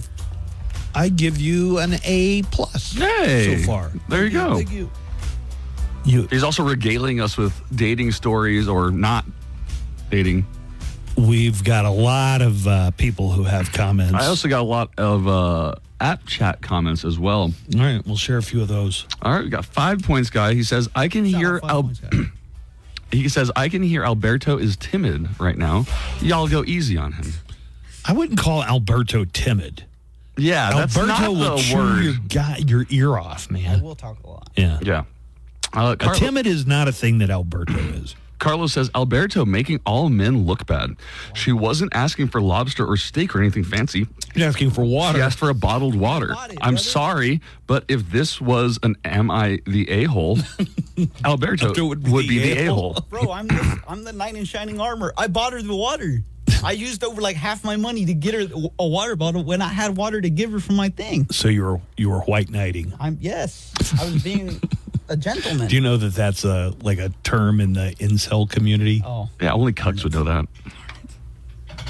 I'd be getting laid. No. I'm not an incel. All right. Autodoc sells Tell Focus guy. He needs, Focus? I don't know. Oh, Ford I guess Focus. that's me, yeah. He needs to service. Or maybe it's that he can't focus on one thought. Yeah, that's a good one, too. He needs to service his transmission and filter. It might be too late, but it can't hurt. Okay. I'm gonna check that out. Yes, to the fella who's having transmission problems, tell him to check his transmission fluid level. Okay, we're doing It's a different dipstick, not the oil dipstick. Hey, watch what you call Alberto. He's more of a douche nozzle than a dipstick. Sometimes they paint it red, but it's toward the firewall of the engine compartment. Would either one of you have any idea where the firewall next to the engine compartment is? A good YouTube search. will tell us. Check his transmission fluid level. If it's low, it's not going to let him engage gears on his automatic transmission. Thank you. Okay. Might be it. That's the thing. My car's it's a funny guy. Look, like I said, hitting starts and stops. So being on Mesa and stuff like that, devastating. What do you mean? Because the deceleration and the accelerating, that's what kills it. That's what it doesn't like. So, for example, if I get on the freeway 9 times out of 10 on the freeway, You'll make it where you need to go. Not only that, but it'll get up to 60 and it won't have as many problems. But it's going from 0 to It actually 20. gets up to 60. It tops out at about 65. Right? I don't push it anymore. Mm-hmm. So we have to take a ride, a true ride where in your car. Yes. Did you bring it today? Yes. The thing is, we need to sign a lot of waivers. Waivers. Yeah. Did you have Tracy's call? By the way, Tracy, a lot of your calls come in and they're so garbled, and I think the one you're talking about was so garbled that I couldn't make out what he was saying. Yeah, and actually, yeah, I think it's been the last couple, Tracy. So you might want to either use We're a not getting good. landline. I'll tell who has a landline anymore. That landline. If call, anybody, Tracy, probably Tracy. Also, anybody when you're calling in on the neckline, you want to get your call on the air. Here's just a pro tip: don't call on speaker. It just makes the call more difficult to understand. I don't expect anybody under the age of 70 to have a landline anymore. But if you call in, one of the problems is when it's on speaker, the quality is not as good. Hey, Buzz, I was just wondering, do you still ride your electric bike ever since your little accident a few years ago? Or have you gotten back on it? Or you just look at it and say, one day. No, I'm just kidding, bud. Alberto got his bike stolen, and I know it was an electric bike, and I know his car is not in the best condition. Buzz, have you thought about donating your electric bike that you don't ride anymore to maybe donate it to Alberto so he has a second means of transportation of getting around from his apartment to UTEP and all over, or even to the station? Have a good one, guys. They're trying to force you, Buzz. He can't even afford a bottle of water. How's he going to afford a bike lock? Amen. It'll just get stolen again. And I do ride. I do still ride. I think actually when he lost it, I think Kevin suggested that I donate your bike, and then Buzz was like, "This was like $2,000." Yeah, it was they're more expensive. They're nice, but dude, it was like $7,000. People were telling me I could have gotten a Harley, like a used Harley, for the amount I paid for that. It's made by a motorcycle company. That's good. No, it's not. What's the name of the company? Vintage Electric. Oh no, they only make electric bikes, but they look super, super cool. It looks like it could be a motorcycle, yeah. Well, it has a motor. And it cycles. Let's see. We had a few other calls coming in. Okay, so nobody has to worry about me doing any Deadpool Wolverine spoilers because I was not going to fight the crowds. Most of the seats were sold out anyway. And I just think it would be a lot easier to watch it this week. Are you going to spoil it for everybody tomorrow? Yeah, tomorrow is when the spoiling begins. No, I'm just kidding. I didn't.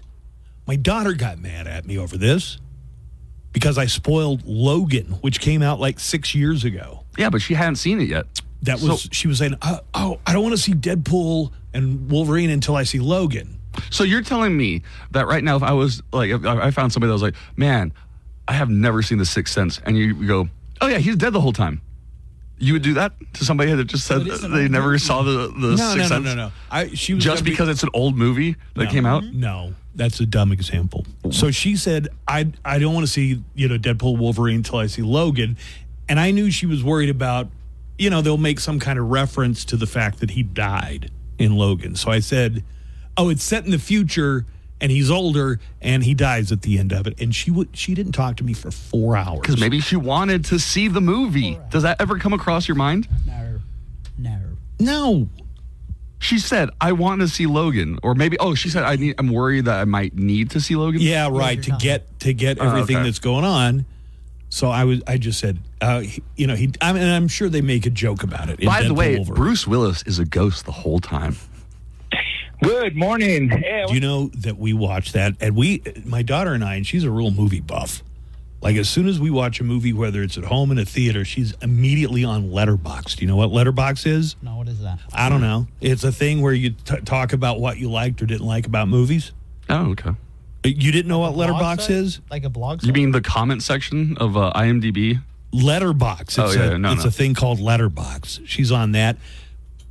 We have decided the 90s, hands down, were the best decade for movies. When you think about all the movies that came out in the 90s, Jurassic Park. I'm not starting with the best. Matrix, Saving Private Ryan. Jurassic Park 2. Sixth Sense. So we watched Forrest Gump. So we watched Sixth Sense. And she thought that was one of the best movies she'd ever seen. And she did not know the twist ending somehow. Isn't that nice, not knowing a twist or a spoiler, even though it's an old movie? I'm just saying that you just said it on the air, so you're the jerk. Why? Because you might have spoiled it for somebody out there who was planning to watch Sixth Sense. Oh, I don't care, actually. Good morning. Hey, I went to go see Deadpool this weekend, and I loved it. I was like, whoa, I couldn't believe it. It was a good movie. Buzz, please, if you go see it, please don't ruin it for anybody else, please. And people here in El Paso, if you go see it, don't ruin it for your friends or family or anything like that. It's like, you'll be surprised who comes out and then you'll be like, what? I was like, what? So definitely go see it. It's a good movie. Like I said, Buzz, please don't ruin it. Please. Okay? I haven't seen it. All right. Literally begging. Okay. Have a good morning. Don't act surprised that people are saying this to you when you are a world-renowned spoiler. I think I unfairly had that assumption made about me. Have a good morning, all. Okay. Thank you for the call. I appreciate it. Even though you spoiled a movie for your daughter. And many. I was just trying to savor, hey, we're going to go see this. You're going to want to see it. That sounds like something a spoiler would say. So wait. So you are promising the listeners, the fans, right here, right now, you're not going to spoil anything. You're not going to say anything about the movie tomorrow. I'm at this point, I'm not sure if I really have complete control over it. So you are a spoiler. No.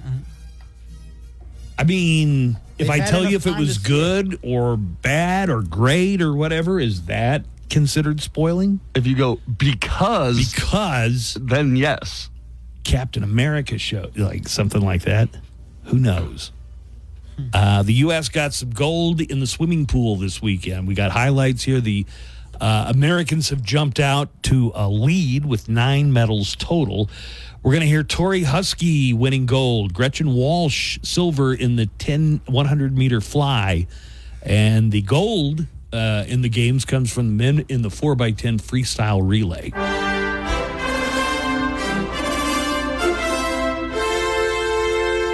And here comes Hans. Gretchen Walsh trying to hold off Husk. It looks like it's going to be a 1-2 American finish.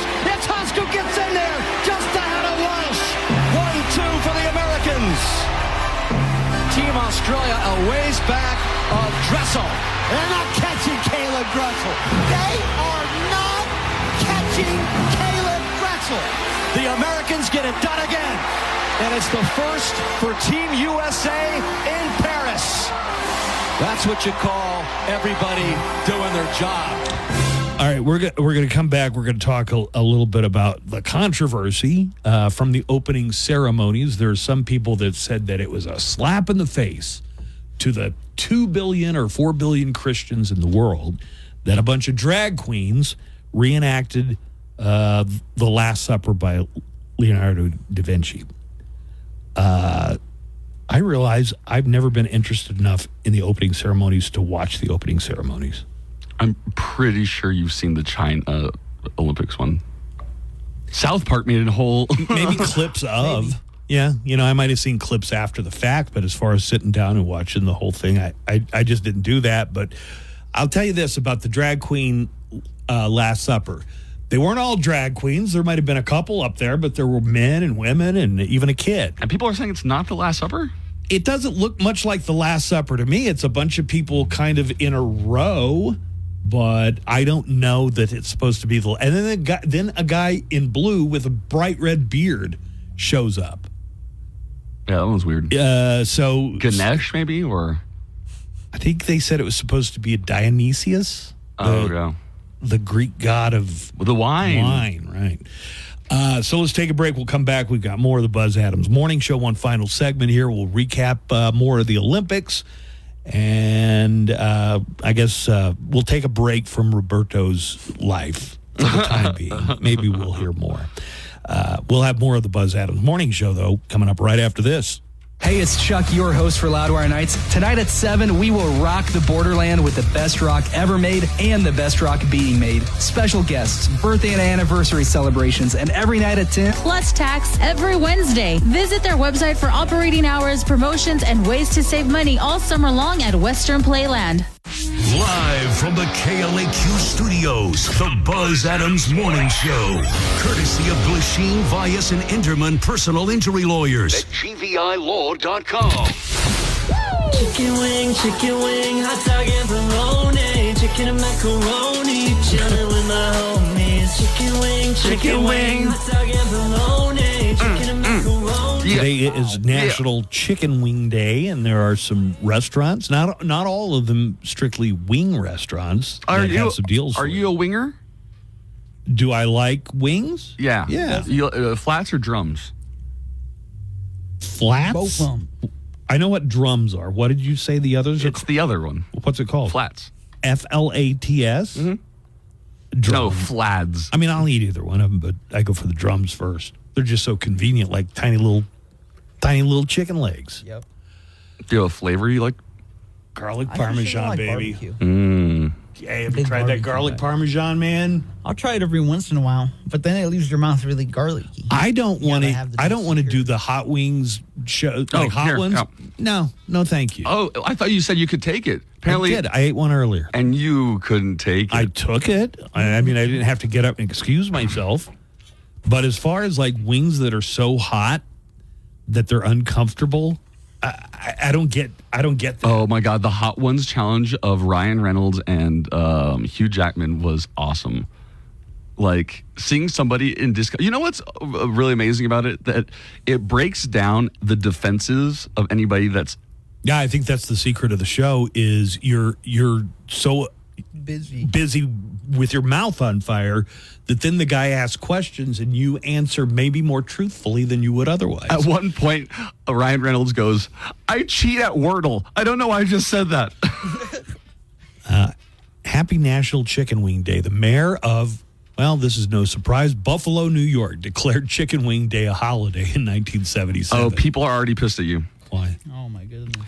You kind of accidentally gave a spoiler. God almighty. You people are snowflakes. You know that? Damn, even when he hasn't seen the movie, he's a hazard. How? Oh, my God. By you just speculating on what was going to be in... like Captain America shows up? I'm just spitballing here, guys. I haven't seen it. I don't know what's going to happen in it. I haven't done anything objectionable. Call a ambulance. Wingstop has free wings. You have to do it online or through their app, and you have to use the code FREEWINGS. You can tack on 5 wings for free to your order at Wingstop. Buffalo Wild Wings has free wings if you spend $10. Use the code GOWINGS, and you can get 6 free wings with your order. Applebee's, which I don't think of Applebee's as a wing destination. Do they even? They must have them, I guess. They gotta have them. Applebee's has a buy one get one deal if you order through their app. Use the code WINGDAY24. Huh? Which one seems the most? I think the Hooters one. Yeah, the Hooters deal. They're 10 wings. It's a good deal. Buy 10 wings, you get another 10 for free. That's 20 wings right there. Well, for the price of 10. 10, yeah. It's basically a dining deal type of I'm situation. surprised Buffalo Wild Wings doesn't have anything. I think I said Buffalo Wild. Yeah, they have wings. If you spend $10, you can get 6 free wings, but you have to use the code GOWINGS. No. Let's talk about the Olympics just a little bit. They had to cancel swimming practice. Do you know why? Somebody broke a glass jar in the pool. Poopy. The river be poopy. Yeah, the river's all kind of poopy. Really? Yes, here you go. The Seine? Seine, I think that's how they pronounce it. Olympics swim training canceled for the second day over the water quality in the River Seine. Something tells me if it's not clean today, you're not going to clean it up tomorrow. It's a freaking river. Yeah, that would be insane. In the membrane, concerns about the water quality in the Seine River led officials to call off the swimming portion of an Olympic triathlon training session. So that's their facility? Is this nasty, poopy river? All right, guys. We don't have a lot of resources. I wouldn't even want to be on a rowing team in that if it's that gross. Organizers, though, are optimistic that triathletes will be able to swim in the city's famed waterway when the competition starts tomorrow. How do you clean a river in 24 hours' time? You can't. And I think you I've wash heard it. that the spillover from their sewer stuff goes in there. So the medical team from World Triathlon, which is the triathlon governing body, are banking on sunny weather and higher temperatures to bring the bacteria levels below the necessary limits. Just the fact that you're arguing about getting them technically below some level for fecal bacteria. Yeah. I don't know. When people swim, do you think the water gets in their mouth, right? Yes. Probably, because they got to, they've got to be breathing while they're doing At least it. a little splash. But look, I looked it up. Untreated wastewater is discharged into the CN through 200 outlets. So, yes, to prevent backflow, untreated wastewater is discharged into the river. Hey, there was a sabotage of the rail system that they have in Paris, and then you were telling me that somebody cut some communications cables or something? Some fiber optic cables all across Paris. I was listening to them reporting on the rail thing on Friday. Do you know who? So the authorities in Paris have an idea that and they say it's probably some far left environmental group that doesn't like having the Olympics there, or some kind of anarchist. They were saying they stopped short of calling it a terrorist attack, but they did call it sabotage. They say the most likely culprits are these far left environmental groups. Those crazy libs, man. Those crazy. I bet they're Kamala voters for sure. Well, they're in France, and they believe they're French. So. That's how the Democrats plan on winning. They're going to bring over some French people to vote for her. The mail-in French votes. That's how they're going to win. Yeah. There was a lot of artful weirdness, artsy. Arty weirdness. Well, what I'm reading off of says arty, but I feel like artsy is a much better word. So, are the opening ceremonies weird, like most years? Well, they're all unique, and they're generally supposed to represent the country, right? Yeah. The country, but there was a metal horse that rode down the River Seine. That was supposed to be maybe I heard it was supposed to be Joan of Arc. There was like a Marie Antoinette. I didn't know that's who it was supposed to be, but like a lady with a chopped off head. She's holding her own head. Right. And is that the person you really wanted to show off, France? Marie Antoinette. Yeah. We hate royalty. Let them eat cake. That's also the prison where she was held. Like that building. What? The Bastille? Was that the Bastille? Yes. Bob the Cap Catcher has become a viral sensation. He's not an athlete. He's a guy who has to jump in the pool if somebody loses their cap or something like that. Nice. He's not really in shape, and he's wearing a very colorful Speedo.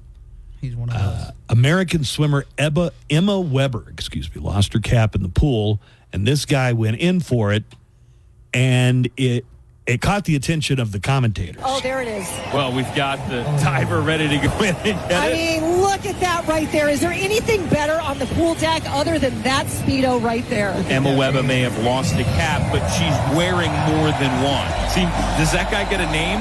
The Cap Catcher? That's what we need to call him, Bob the Cap Catcher. I like that. So Bob the Cap Catcher, pictured here on the screen, Nico, if you want to check him out. Aye. I will say one thing about most European dudes I met, especially from the continent. Mm-hmm. They have no shame in wearing a Speedo. Mm-mm. And they don't care what kind of shape they're in. Mm-hmm. It's a lot of confidence, I guess, or they just don't GAF. There it is. Well, we've got the diver ready to go in and get I mean, look at that right there. Is there anything better on the pool deck other than that Speedo right there? So watch for Bob the Cap Catcher. Nickline call. Nice. Yeah, play one. We got about 4 or 5 more minutes. Yeah, a couple more minutes. Ho, ho, ho. In France, our open ceremonies are, how you say, perverted. Much like our river, our open ceremonies are filthy. Ho, ho, ho. We are the freaky French. I assume that is an actual Frenchman. It smells like it. Nobody could.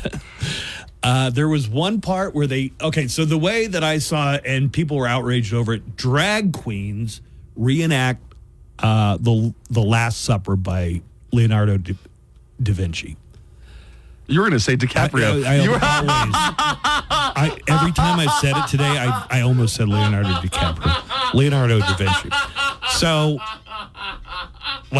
people are calling it like a slap in the face to the 4 billion Christians in the world, and people are talking about boycotts, and I guess one minor sponsor even pulled out because of it. I mean, if they did that with Muslims, how would they feel about it? That's what I've heard a lot.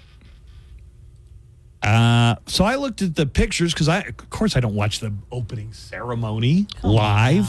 Come on now. Not all drag queens. There might be some up there, but the woman in the middle is a woman. She's a heavyset woman. They got several dudes. There are some drag queens. It looks like there's a kid up there. Also, if it's supposed to look like Da Vinci's The Last Supper, they didn't do a very good job of it. Because it just looks more like a bunch of weird, colorful... It looks more like the guest list in Rocky Horror Picture Show that danced to the Time Warp. Yeah.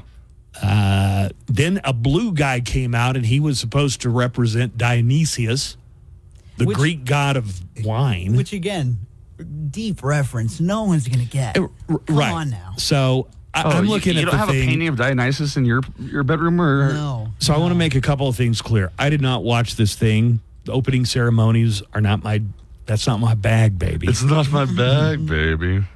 When I did see the pictures of it, not really my cup of tea. But also, maybe you're being a little thin-skinned about this because it really didn't look much like The Last Supper to me at all. Hey, kids, ready for hours of fun? Yeah! Then get ready for the Olympics opening ceremony playset. Yes, you'll love spending hours reenacting the event that everybody's talking about. Ew, what is with the blue guy? What is he doing? I don't know. He's kind of scaring me. And what is that one person in the weird costume doing with those two people with the... I don't know, buddy. They do things differently in Paris, I guess. I don't like this. Yes, you'll love the Olympics opening ceremony playset. What? Timmy, what are you doing in here? It's 3 a.m. I had another nightmare about my Olympics opening ceremony playset. The Olympics opening ceremony playset in stores now. Hey, it's Double G. Coming up after the Buzz Adams Morning Show.